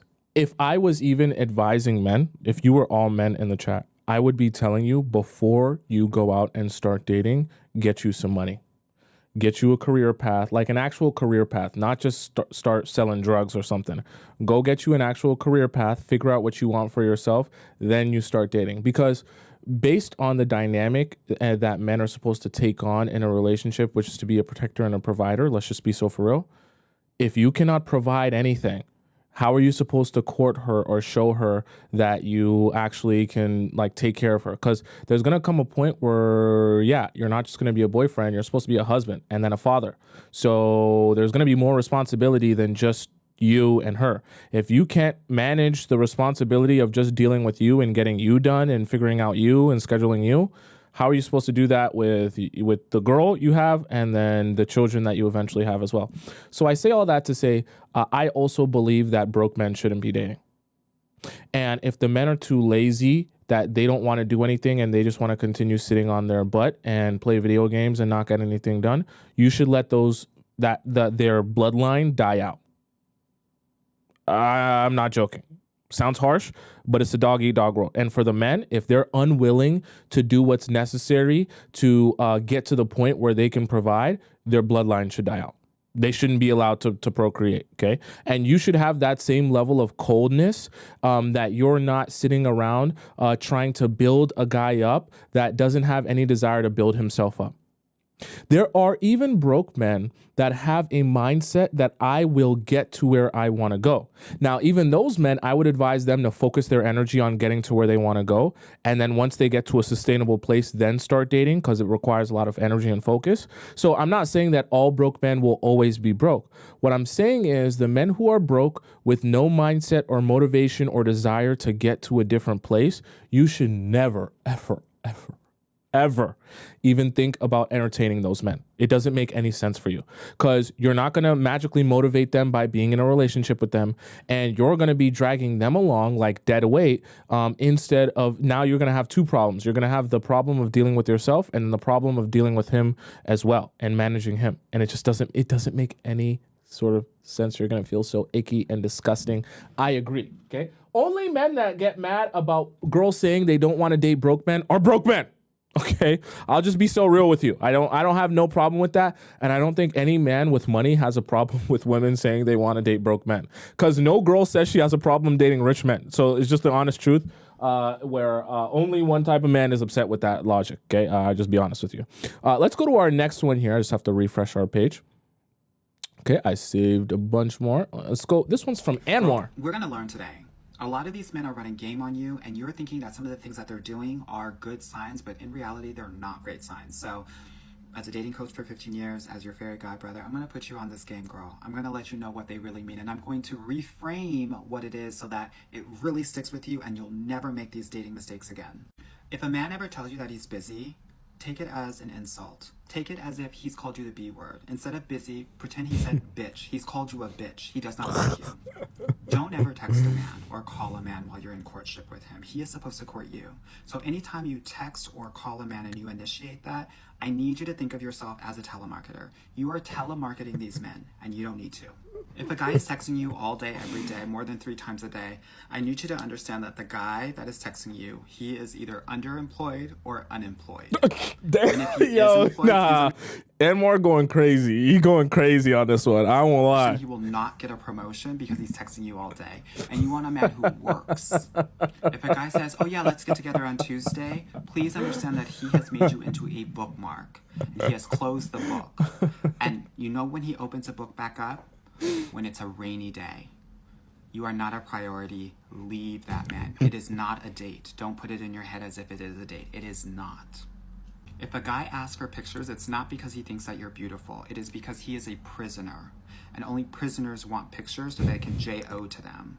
That is not your future husband. If you're on a date and a guy touches you or makes a move on you on the first date, I want you to understand that he is a groomer. He is testing your boundaries and your limits. As a dating coach who gets 3 to 4 women into relationships every week, I will tell you, first date, the guy never makes a move. And that generally is the guy that they end up being with. If you're in a long distance... I'll say there's a balance to that one that he just mentioned, because some guys will try you, but when they see that you're not going, they'll pull back. And sometimes guys become so used to getting what they want from women, the shock that they can't actually just try you and get what they want it's like a splash of cold water. But some men sober up and then they realize you're just not one of those. The guys learn who they can try. Distance relationship with a guy and he says he wants to fly you out and you want to get flued out, please understand it's not a flex. He is ordering you as if you were an Amazon package, Prime. He needs to come to you first always. If a man tells you that he wants to take it slow sexually... I like that one because I think that one confuses a lot of you that are obsessed with dating rich men. Because I always tell you guys, don't be so focused on the money that you forget that rich men can also play you. And you can get played when your focus is so much on money that you don't realize they're just using money as a facade to pretend like they are invested, but they have extra funds. So that's not actual investment. Sexually, please understand that he is either poor, he either has ED, or he has a small p. And he is waiting for you to fall in love with him. Anwar, what'd you say? Take it slow sexually. He needs to come to you first always. If a man tells you that he wants to take it slow sexually, please understand that he is either poor, he either has ED, or he has a small p. And he is waiting for you to fall in love with him before he shows any of those things off. Okay, yo, nah, okay. Okay, I can't co-sign that one simply because there becomes too much. Both extremes make it kind of confusing. If we want one philosophy, we want to just be thinking set boundaries. I don't want I don't want to put this in your minds, okay? So if you think Anwar is telling the truth, whatever. But I don't want to put it in your mind where you think anytime a guy's going slow, he's got a small P or he's got erectile dysfunction. Like I can't, because then you'll be like, well, then I want all the men to go fast. But then you're thinking when the men go fast, they're that means that they're toxic. So it becomes a little bit confusing. I wouldn't say that. I just think that sometimes if men are willing to go slow, there are times where it might be because something is going on, but there are also times where it could just be because he has respect for you. Okay, I don't think all the time it's that black and white, but I get where he's going. You know, sometimes when men are so easygoing about it, it's usually for some other reason. Okay, but I just want you to be aware it's better to go slow and set boundaries than it is to be thinking, oh, but I want all the guys to go fast. You know what I mean? There's a pace. Don't get caught up. Men look for sex and fall in love along the way. Women look for love and have sex along the way. It has always been this way. If a guy is fading away from you, I want you to think about him in the same way that we saw Leo die in the end of Titanic. If he's fading away, let him fade and freeze and drown to death. And you be Rose and you watch him do that and be okay with it and live. If you find yourself obsessed with a man, it is not because he is the one. It is because you never felt safe with him and you felt out of control, and it's a trauma response. This person is dangerous. He's not the one.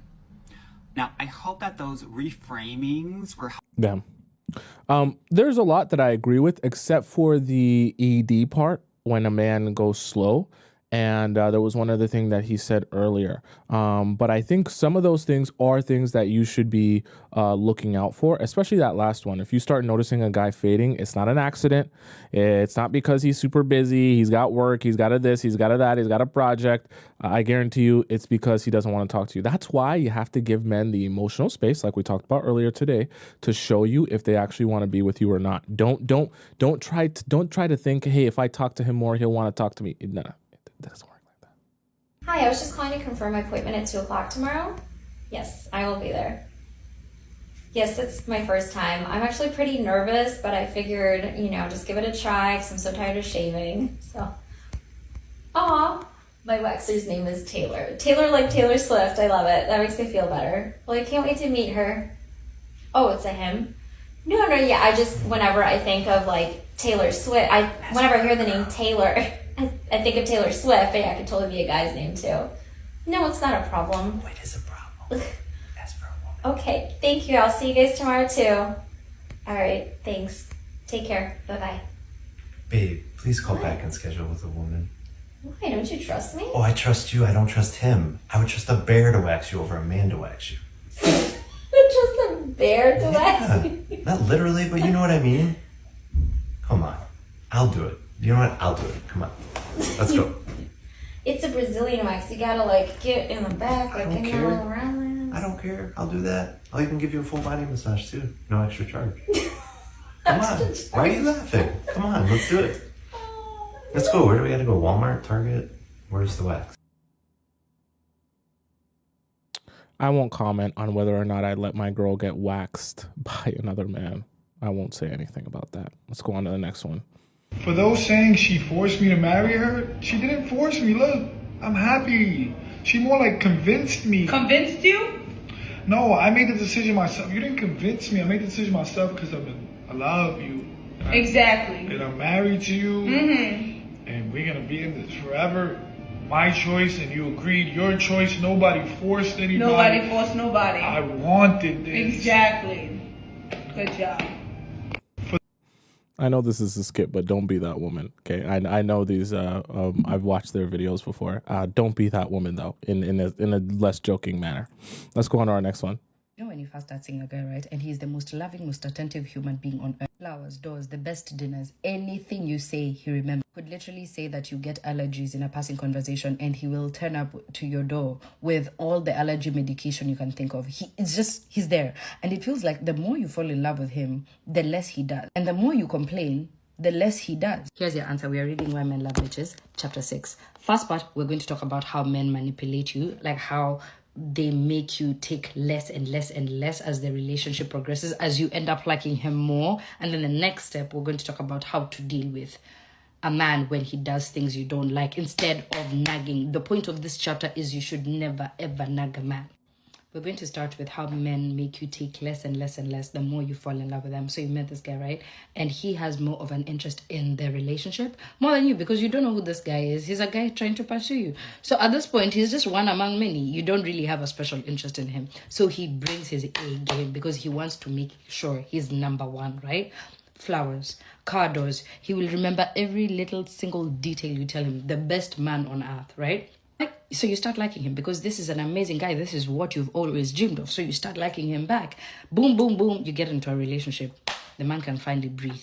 I finally got the girl of my dreams. We're now in a relationship. Now the next thing for the man is to try to calculate how little he can give you while you still remain in the relationship. The relationship could be a relationship and it could be marriage. How he does this is by pulling back, right?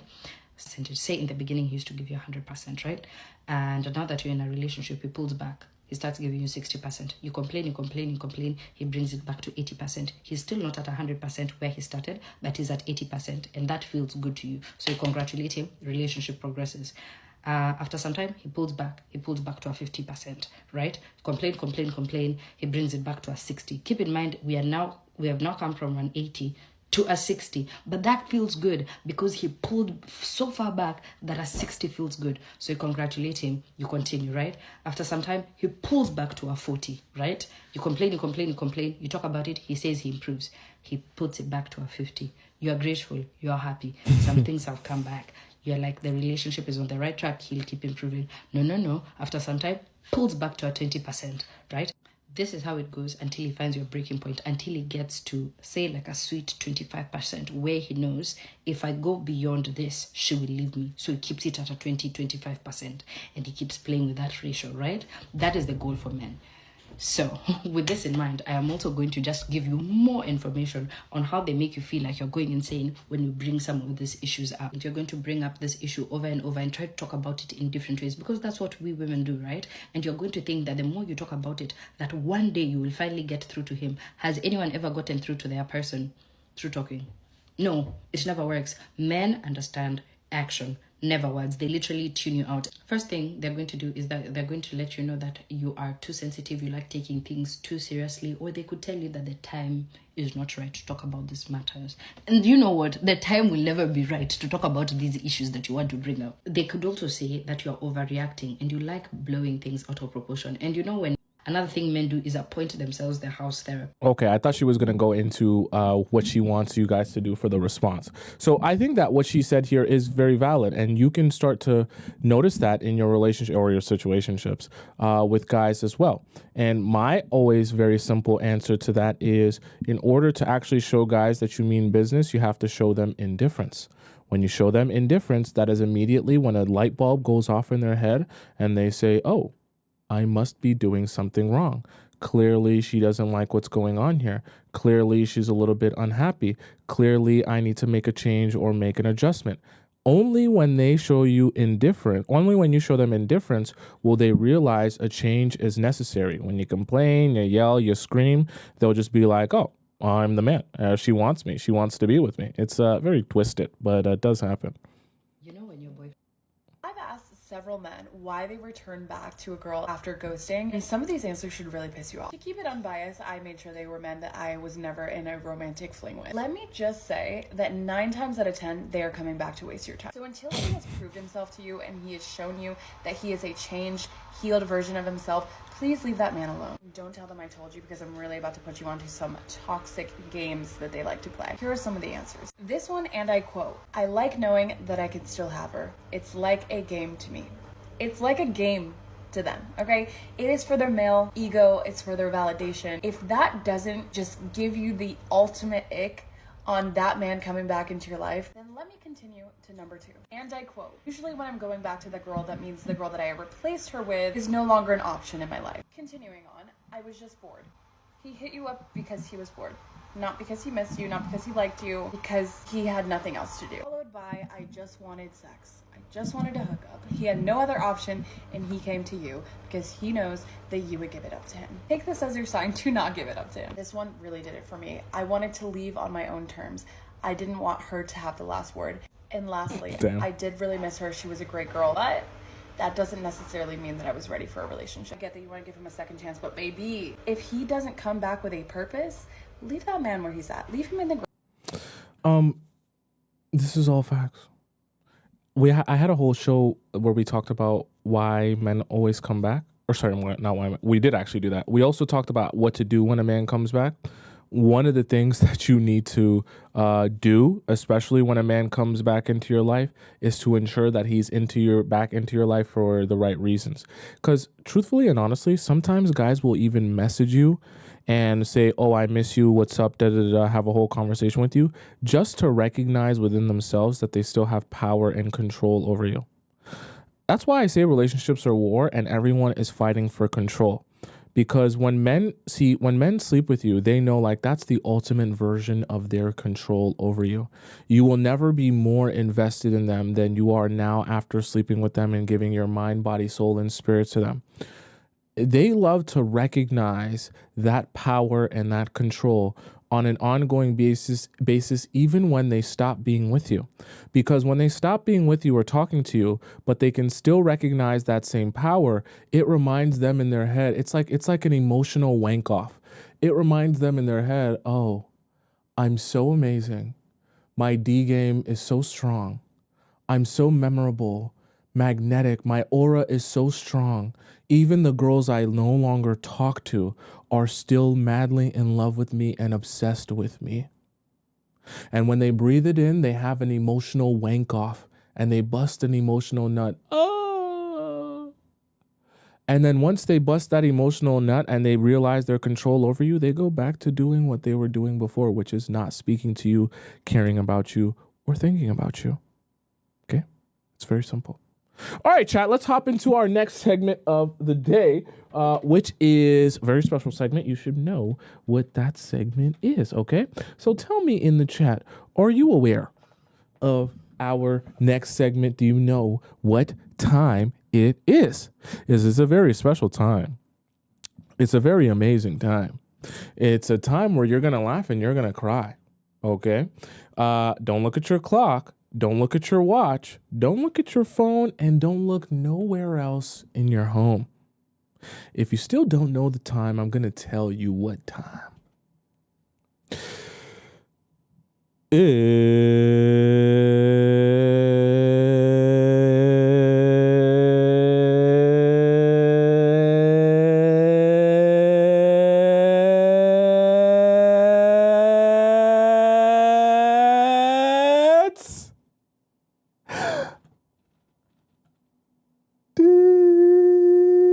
Score time!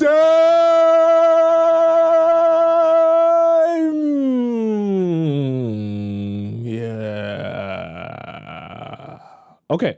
All right, chat. Let's hop into our Discord section. I know some of you are wondering what all of that was.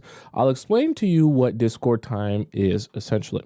Discord time is where all our members of our Discord Players Club community get an opportunity to ask me a question about their situationship or relationship, and I answer it live on the show. Now, you have a couple of options if you want to submit to me your question. You have the option to first submit your question through our free relationship advice section. All you have to do is go to the link in my bio on TikTok or the link in my description on YouTube, go into our Discord and ask your question there. Now you'll see here, there are a bunch of unanswered questions, screenshots and evidence here that I have not yet to answer. It's a first come, first serve basis in our free section. So it's going to take me a couple of weeks to get to your question. That's just the nature of the game here. Now, if you don't want to wait so long for your question to get answered and you want it to get answered in like 48 hours, you also have an option to ask it in our premium relationship advice section, which is available in our link in our bio on TikTok or the link in the description on YouTube. And when you hop in there, you go to where it says premium relationship advice. You donate to the show. When you donate to the show, you put in your username and the title of your question. I get a notification on my phone to ensure that that's you and ensure you're not putting in your question there, and your question shouldn't be in there. And once I verify that that's you, I read out your question and we are all good. Okay. So you can do that. And also, if you want to get me to respond to your question, but you also don't want to put your information on Front Street, you have the option to submit to me a private relationship question. When you submit that to me, you can access this in the Discord or in the link in my bio on TikTok or on YouTube. And once you do that, you submit your question to me. I respond to you via your email that you submitted the question with, and I send you a voice message. So it's a way to get a response there as well on a more private sense, one-on-one type of thing. Okay, so you have multiple options there. Let's hop into our first section, which is relationship advice premium. And our first question comes from Kendra. So Kendra says, I would like some advice. Okay. Hi, Tomisin. I have written in regarding this guy I've been dating before. I'm assuming you remember the previous conversations by my name. By the way, guys, if you ever send in a question, like a follow-up question, just give a real quick summary of what happened previously, just for the rest of the audience, if it's going to be a Discord question, so that they can also know what's going on in your situation as well, okay? They are not relevant to this question, however. Okay, perfect. It will give you some history in regards, I'll give you some history in regards to our relationship. Today, I'm writing in to get some advice on how to date this high quality guy. We are now in our 3rd month of dating and becoming exclusive about 3 weeks ago. We just started having pineapples a week ago. I did stick to my boundary of not doing anything until we're exclusive. Okay, that's fine. We see each other at least once a week and stay in contact almost daily. Anytime I call or text, he responds immediately, and if not, as soon as he's available. He's a senior manager of the company he works for and a chef by trade. He has children, which he gets every other weekend. He's a Taurus, and they are pretty straightforward people who do not do things just to be doing them. They are intentional. Actually, on our first date, we both made it known that we are intentionally dating for the future. He has been telling me he likes me a lot, whatever that means, and he can see a future with me. I work in finance, and by trade, I have 2 mobile businesses that I run, and I'm also working in a mentoring program. My kids are grown. However, I am very active in my nieces and nephews' lives, as well as my grandchild's. With that being said, we are both very busy. Last week, I was going to have a conversation with him about how we can make more time for each other, but I felt it shouldn't come from me, so I didn't. I was getting ready to head. Now you say very busy. How big? Okay, I guess you'll probably mention it in your like, how busy are we really talking? I was getting ready to head out of town that week. Sunday, we had discussed that we would see each other before I leave. Wednesday had come, and I decided to send a message that said, it looks like we're not gonna see each other before I leave, but despite that, I'm sending you hugs and kisses, and I hope you enjoy your day. I sent the message Wednesday because I had a client after work on Thursday and was leaving on Friday. He immediately responded saying, "Aw, babe, enjoy your trip. See you when you get back." I said, "Of course." Thursday came, and my client rescheduled, so I sent him a voice note letting him know that my plans had changed and that if he still wanted to see me, that I was now available. He called immediately after receiving the message and said he would love to see me and that he had plans that evening to go to his friend's birthday party and asked me to join him, so I did. The first time he'd invited me out, with him and his friends, so I guess that's a plus. Or do guys bring someone that they are not serious with around their friends? It depends on the guy and it depends on the friend group. We met him and his home and rode together to the event. They all were really nice people and they were all married. Oh, that's perfect. Okay, that's a green flag. Only a few had their wives with them, but the ones that didn't were talked about. They talked about their significant others. You might say they were preparing to take a group picture. So I stood to the side while waiting. They looked at me and said, "No, come on, get in the picture." So I did. I had fun with him and his friends. They were also friendly. I'm giving you these details to give you some insight in the relationship and where it may be going. Hopefully you can give me advice on how to proceed in regards to wanting more time and how to proceed in the future.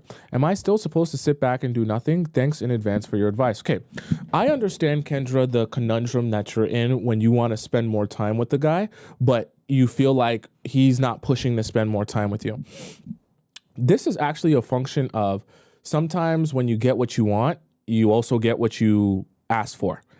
What I mean by that is when you have a successful man with focus that's very intentional, that has direction, and that actually has his investment and hobbies and things that he does and other responsibilities, and he's actually responsible to those responsibilities. You have a man on your hands that isn't going to have all day to spend with you, and he can care about you and love you and want to spend time with you, but that doesn't necessarily mean he's always going to be able to spend time with you, because it's not just you, it's his kids also, it's obviously dealing with the mother of his children also, it's his friends also, it's his passions also, it's his career also. So then there's only 24 hours in a day. Not saying that means you should ever take a be on the back burner to his life and everything that he's doing, but what you want to understand is part of inheriting a man who has focus and direction means he's not always going to be available. And even when he is available, he has other people in his life that are pulling at him and want his time as well. So it doesn't even mean that he doesn't want to spend more time with you necessarily. He might simply just have only so many hours in a day. Now, you have to come to a realization and ask yourself a question and answer it honestly. Would you rather have a man who has less direction, less intentionality, who is less responsible, that has more time that he could spend with you and be around you and be more available to you? Or would you rather have a man who has more direction, while also in the process of having more direction and more intentionality, you are longing for more time with him? There's obviously a balancing act to that. And of course, everyone would love the perfect balance of both. But you have to ask yourself, what would you rather? And what is more important to you? For some people, you might say the time is more important, and I'd rather have a man who isn't doing so many things that he can spend more of that time with me. Because nothing in your message, right, of what you told me makes me feel like he doesn't have a desire to spend more time with you, right? You even mentioned that the moment you mentioned that you had to reschedule your client, he immediately responded, right? Sorry, this is afterwards. This is before, sorry. After you told him that you had a client reschedule and you had available time, he immediately responded and said he would love to invite you to his friend's birthday party, right? Which tells me that when there is a time available to spend with you, that he will gladly spend that time with you and ask you to come out and ask to be around you and things like that. Okay. And that's a good thing, right? If he is thirsty and hungry to spend that time with you whenever you are available. All right. And so that makes me feel like you're doing the right thing. Okay. And you're moving in the right direction with him. I don't think that what you're experiencing is from the standpoint of he doesn't have a desire to be with you or be around you or talk to you or speak to you. I think it's more based on the simple fact that he has a lot going on in his life. That's not a crime. And when he does have time with you and that he can spend with you, he will gladly invite you and bring you around and want you to be a part of his life. Okay. Which I think is perfectly healthy and perfectly fine. All right. And so in saying that, Kendra, I don't think you have anything to worry about in terms of his desire or attraction to you. And I honestly, to be real with you, I think that you will only end up in a worse position if you start complaining about wanting him to spend more time with you. Because I honestly think, based on what you described, the time that he has available, he's already trying his best to spend that time with you. And I don't think you asking or begging, or not that you'd beg, but I don't think that necessarily saying, hey, I want you to spend more time with me than you're already spending will even yield you the result that you're seeing, because it's not coming from a place of, oh, he has more time available. What he would be doing if he spent more time with you would be to move more things around, to spend more time with you simply because you feel like you're not getting enough of his time. So it becomes more of like a gift or a charity to you, as opposed to something he's doing because he really desires that. Okay. I get it. You want to spend more time with the guy that you're dating and things like that, but also understand this is a function of having a man with goals and directions. Right. And I don't think, based on what you've said, that he has no desire to spend more time with you. It's just simply a function of him not having that more time, if that makes any sense. Right. Some of you guys on YouTube said that it's glitching for you guys. Try refreshing. I'm not sure, because on here I don't see. Let me know on TikTok, is it glitching for you guys? And I see on my streaming app here that there doesn't seem to be any internet issue. So I'm not sure why the glitching is happening. All right. Let's go on to our next question here, which comes from Lily. All right. So Lily says, did I mess things up? Hey, Tomisin, I'm 31, female, and he's also 31. I'm wondering if I've lost my footing with him. Okay. Some backstory. I met him about 5 months ago, but we initially stopped talking after I misinterpreted a comment he made. At the time, I was still recovering from my last relationship of 7 years, which ended in July 2023.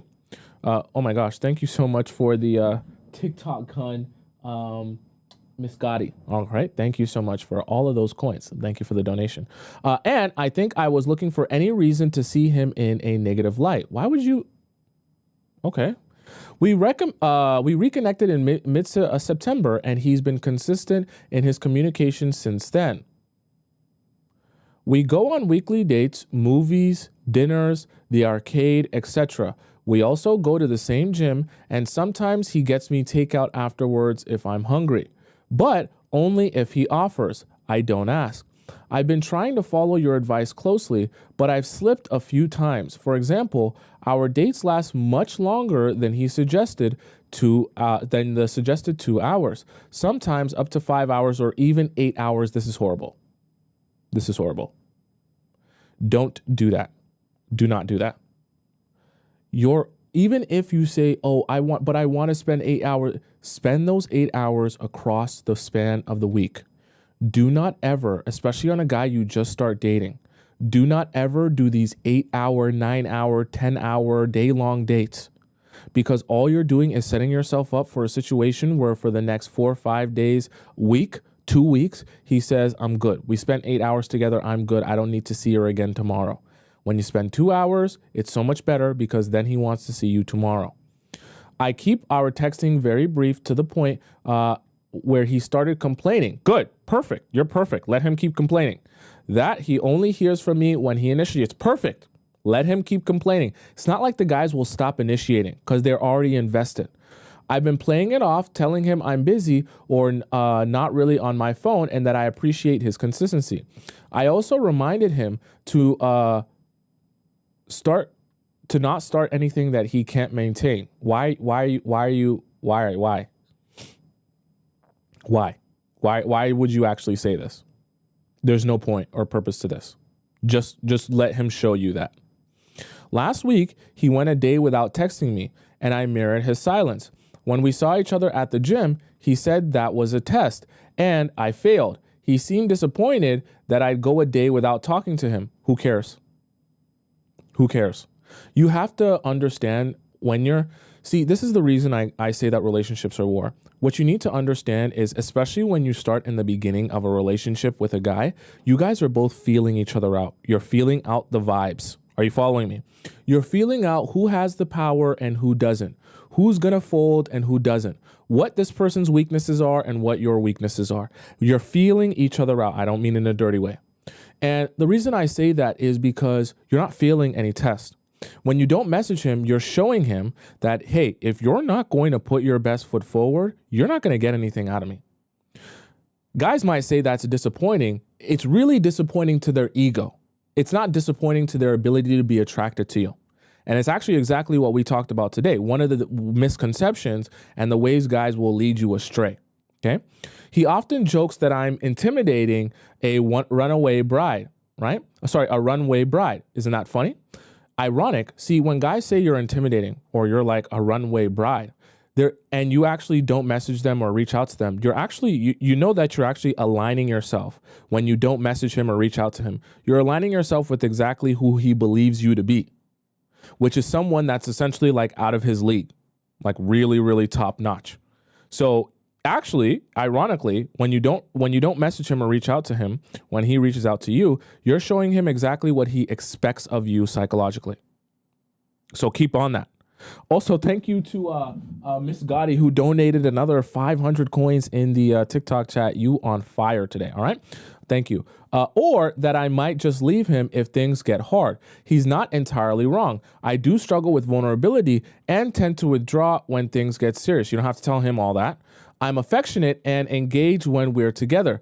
But unless he reaches out, I tend to keep my distance. Last weekend, I had... oh, no! Last weekend, I had too much to drink on our date. Chat.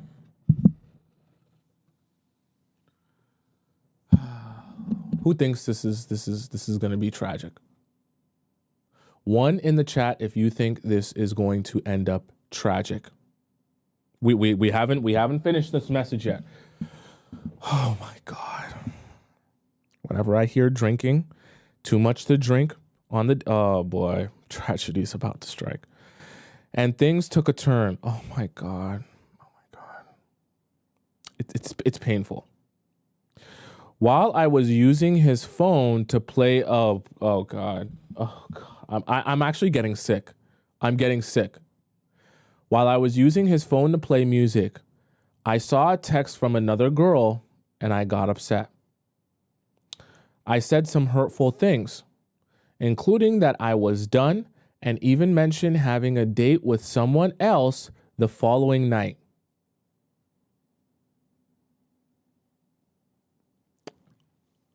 I tell you guys, I'm not saying alcohol, drugs is bad. Do whatever you want to do, makes you happy. But what I will say is when you're dating someone at the very beginning, it's such a delicate position to be in. You don't want to do things that you wouldn't regularly do simply because you're drunk. Because a lot of times you can't overcome those mistakes in those first couple of weeks or months. Okay? And I get your message isn't over. But why say that? And I get it. You're drunk. So you're not thinking why, but why say that? Why crash out? And if you're going to why even allow alcohol to control you where you could crash out? Are you following me? I showed him how I ignore other guys on my phone. Oh, cringe. And said he'd be next. Then I left. Very cringe. Very teen drama-esque, right? This isn't Euphoria. Later, he texted me to make sure I'd gotten home safely, but I ignored it. This is, you're making yourself look very, very, I get it. Him messaging a girl doesn't feel good and you don't like that, but your response to it, very cringe. Very, very teen drama-ish, right? It's not good. The next day, feeling embarrassed, I called him around 3 p.m. See, this is the problem, too, to apologize. I don't call him. See, this is part of the problem. Your message is obviously going to go on, but this is where the issues happen. See, you get drunk on the date. You say some things that, you cringe you out, make you feel weird, right? You'll be a little bit obnoxious. And then afterwards, you start trying to recover and apologize for your behavior. But the problem is in your recovery, you start feeling like, okay, well, I need to prove to you that you should actually still like me. So now, see, you're the woman. You're supposed to be sitting back and receiving and in a relaxed state of mind while he pursues you. But because you make those mistakes while drunk, now your anxiety is triggered because you're thinking, oh, maybe I made a mistake and you don't like me anymore. So now what do you start doing? Leaning forward, doing things you wouldn't regularly do, pursuing him, hoping that you can kind of catch him and get him to like you again. So you've went from being in a position of power, giving away your power by acting like, goofy. Okay, not to diss, right? But when you get drunk, you act like a goofy. Now you're trying to, Kitty just said it in the chat, right? Overcompensate. And as you're trying to recover, now you start pursuing. Okay, so let's see what goes on. I wanted to own up to my behavior. He said he needed some time to process and asked if if I meant what I said. I reassured him it wasn't true, and I apologized again. He said to me he wasn't hurt. He told me he was hurt and surprised. So he didn't expect that type of behavior from you, given that we hadn't really defined any boundaries around who we talked to. So if you agree with that, then you're agreeing that that's inappropriate for you to even be calling him out that way at that point. Okay.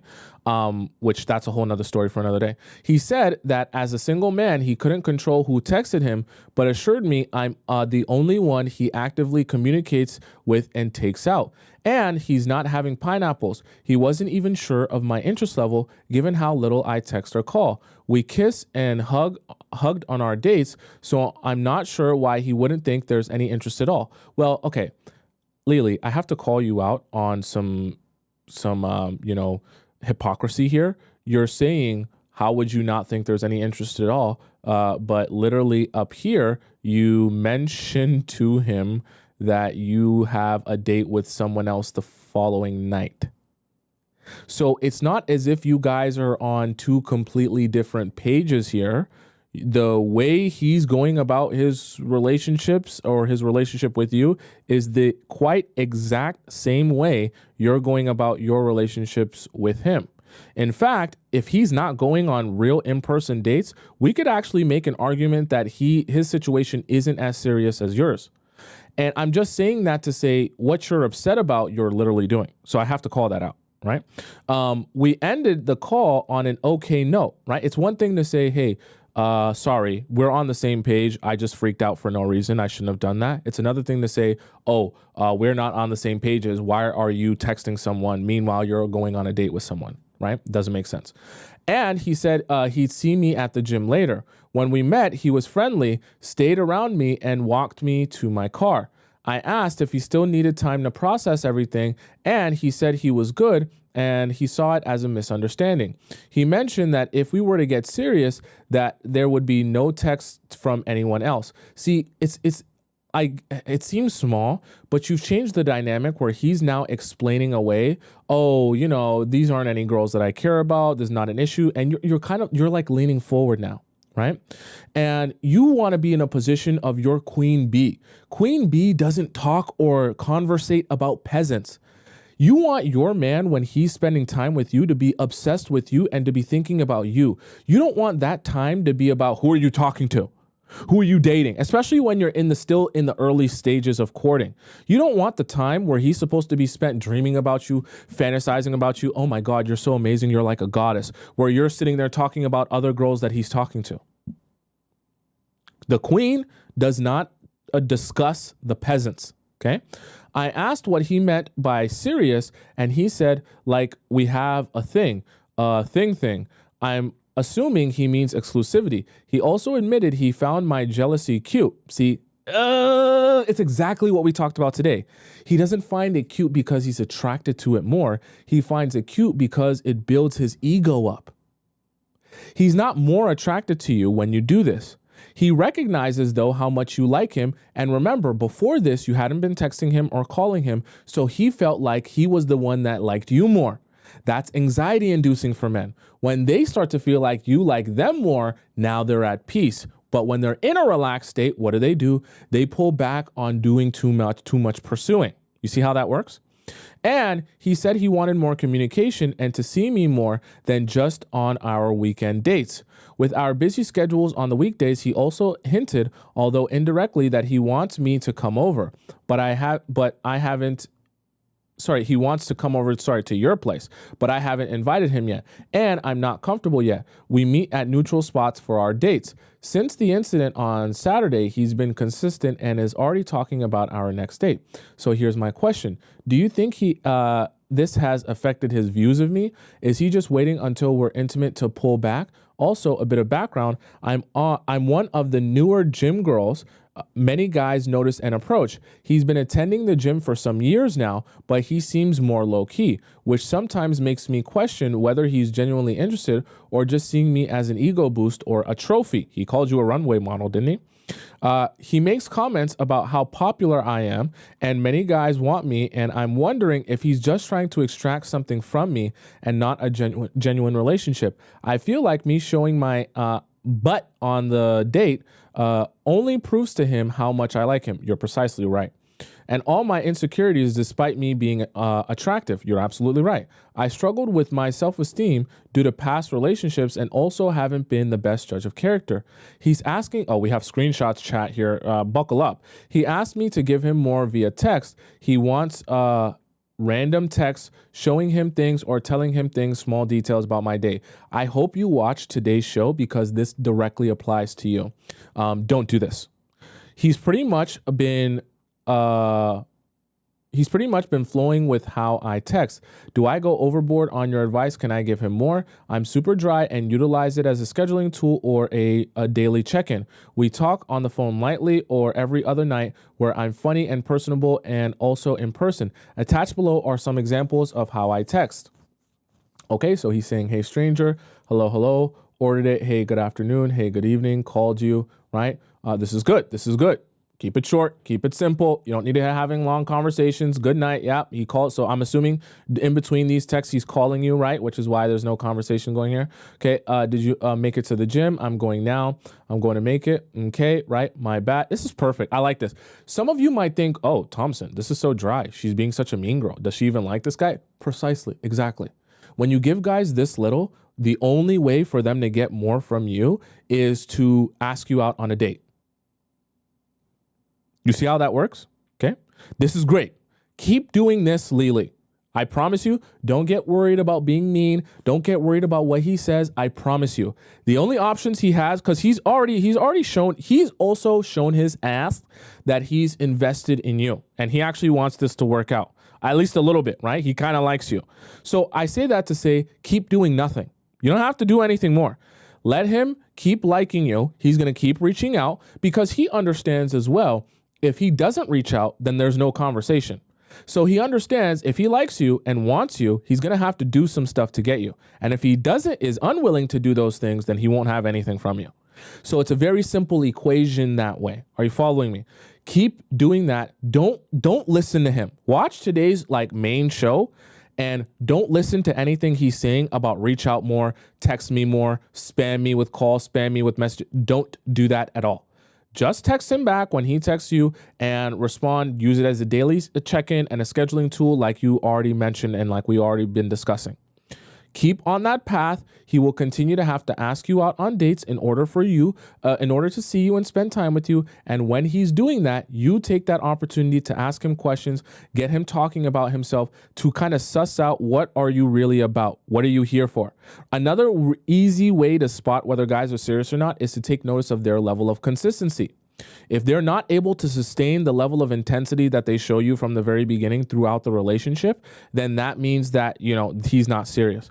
If he is able to sustain that level of consistency, then that tells you that he's actually serious about this. Now, what you can't do, and I have to be serious with you, you cannot drink on any more of your dates. Okay? No drinking. If you're a smoker, don't smoke. I don't want you making any more mistakes that you need to apologize for. So far, you do a great job of holding your water and doing and saying all the right things when you're on the date, gathering information, all that good stuff.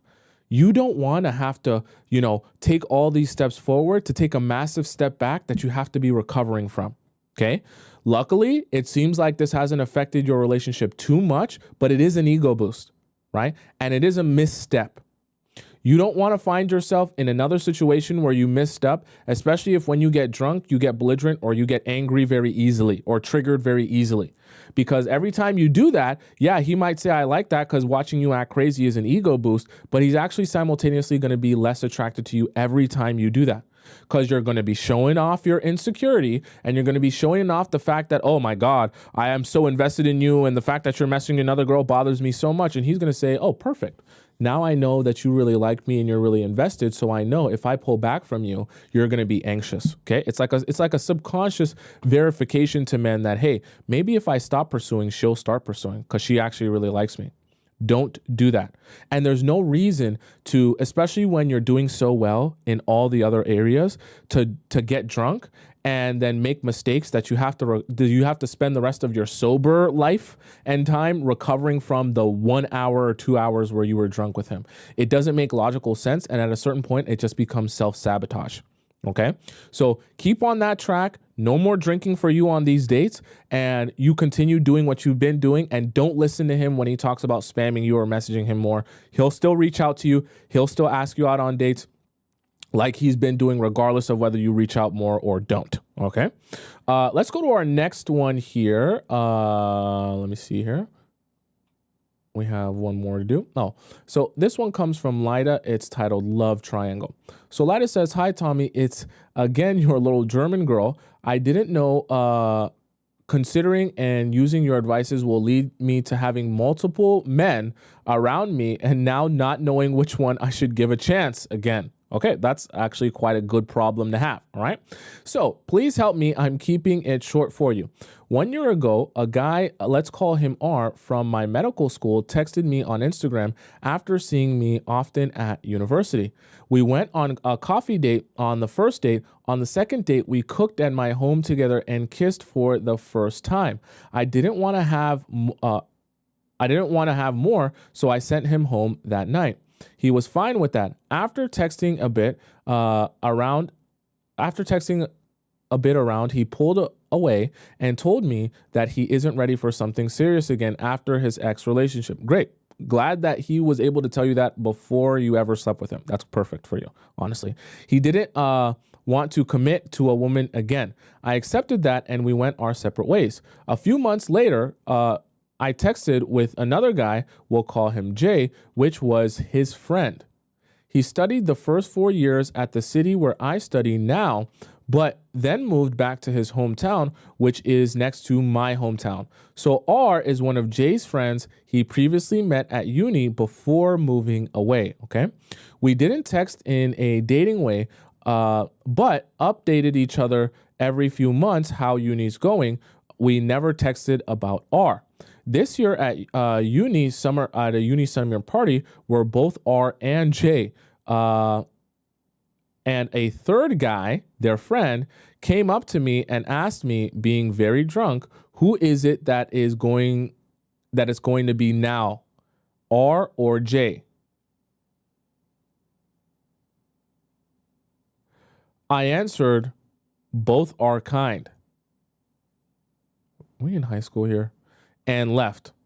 Now, R texted me if we we want to drink a coffee again. And 1 week later, Jay also answered my story and asked if we want to meet. Damn. When I'm in my hometown next time. WTF? Aren't they friends? Okay, I'm gonna say what I'll say to the end. Okay, I told R maybe next week we'll see. And I told Jay I have to study a lot the next few weeks, so it will be hard to come back to my hometown to meet him. R didn't text me yet about meeting this weekend, but in the meantime, Jay told me that he's going to visit my study town to visit his friends. R is his friend. So he suggested to meet me this weekend at my study town. This is wow. So basically, while R didn't text me yet, Jay asked me out. I have a very sickening feeling, to be honest. I don't know if they both may play games with me. Maybe they know of each other and want to test me, or they are in competition who will win me over first. I don't know what to do. I told Jay, the second guy, that he has to adjust to my study plan and that we can drink a coffee only in my study break.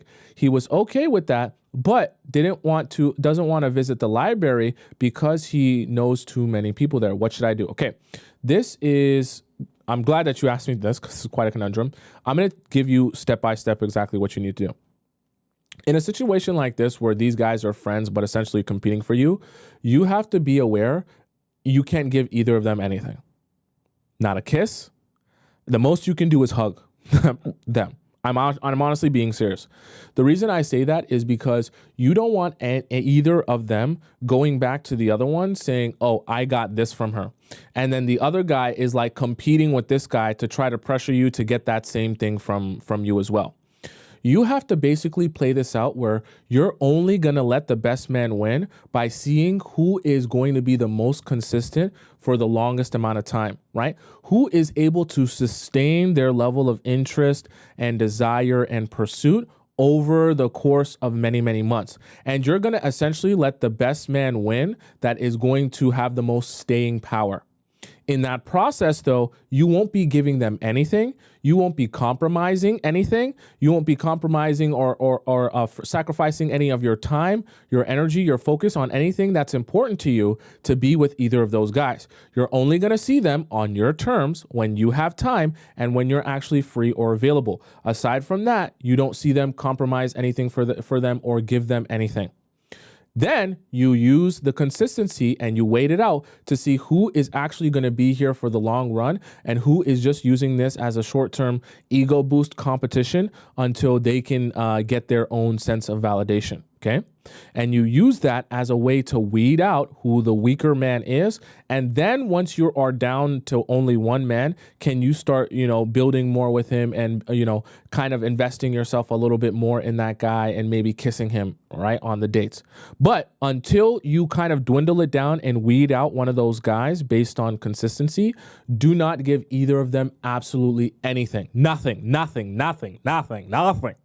Okay? Give them nothing, because what it's going to become is a competition to see who can extract the most from you. Okay? And you don't want that, because then they're going to both start scheming to tell you things and say things to you to just continue extracting from you. And you'll be the one that loses because you'll be the most drained, giving yourself to two guys at once. Give them nothing. That way, neither of them have nothing they can compete with, and it becomes a pointless activity unless they're really here for the long run. Okay? So very important. The position you're in, you cannot give them any validation or anything at all in general. You ain't even going to kiss them. You going to hug them. If they don't like that, then they can get the F. And then we'll know who really has the staying power here. So this is kind of going to be a battle of attrition for those men to see who really is here for real and can withstand not receiving anything, not getting any physical validation, not being able to sleep with you or make out with you, nothing to brag about. That's really going to be here for you and not for the ability to brag about doing something with you. You following what I'm saying? Okay. We'll do one free one here because we haven't gotten to do a free one in a while. Let me do one here. Let's start off. We're going to do Isami96. Why is he reaching out to me? Okay, I'm going to tell you why. Hi, Tomisin. I'm 28. He's 30. I wrote you once. Recap. We live currently 7,000 kilometers, 4,500 miles away. I'm so glad you converted that for all of our audience around the world. Thank you. We were childhood friends, and I later this year confessed I like him. We later were boyfriend and girlfriend. When I flew to my country again, he sent me to take his sweater with him. Okay. Later we broke. Oh yeah, I remember this. Later we broke up because of several reasons, and I threw his sweater away. He contacted me again 2 times after 7 weeks, and now after 3 months. Before I thought about telling him I liked him, and that I'm planning to move there after I paid for my school debt. Since my mom's family members are there, which I am close with. When we were boyfriend and girlfriend, we talked about long distance, and he also wanted to fly over to see me and mentioned if we go city hopping, he'll pay for the accommodation and the food. I said, I'm not here to play games. I want to get married. We were on the same page. Now we're not talking, as I stated before. If I'm going to be there and we see each other, we're not going to be childish about it. I deleted him from every platform we were on, Instagram, Facebook, WhatsApp. He texted me, how am I doing? I didn't reply. Good. Don't need to waste time. He visited my TikTok profile. I said nothing. He follows me again on IG, even though I have a public account. I didn't delete him because I still like him. Okay, you're human. In terms of my country, I earn around 2,000 to 3,000 a month, and he earns around 1K in his country. If I do the same job in the country he's in, I earn about 500 to 800 euros a month. That's not very good. That's like almost like a part-time job. Even though I earn more net right now, he still paid for everything. I think I really liked being with him, and he was very thoughtful and treated me like a princess. Can you advise me on why he is trying to reach out? Well, here's the thing. If you were in a situation where your relationship didn't work out the first time for multiple reasons, you have to ask yourself, like, what is going to make this different? See, sometimes guys will come back, but they'll come back into your life without a plan. What I mean by that is he might come back into your life because he misses you, but him missing you doesn't mean that your relationship is going to be different now simply because he's had some time away from you. See, if men don't come back in your life with any plan or path forward or any desire to make a change, then you're just going to keep going in the same circle over and over and over again, and you'll be on a hamster wheel. And so I say that to say, I really want you to ask yourself, because you're mentioning that you have the ability, right, to move back, and you're saying you're planning on doing it, but then you're also in the process of really weighing the pros and the cons. You're saying that if you move to his country and you do the same job, you're going to get paid significantly less. In fact, your salary is going to be cut in half, almost like 1/3, just to do the same job in his country. So be for real with yourself. Do you want to move somewhere where your salary is going to be cut into 1/3? And do you want to be moving there thinking to yourself, oh, this guy likes to pay for stuff, so I'm going to move somewhere where my salary is cut into 1/3, right? Is 1/3 of my salary now. And then I'm going to be thinking about relying on this guy that will gladly pay for everything in the place that I move.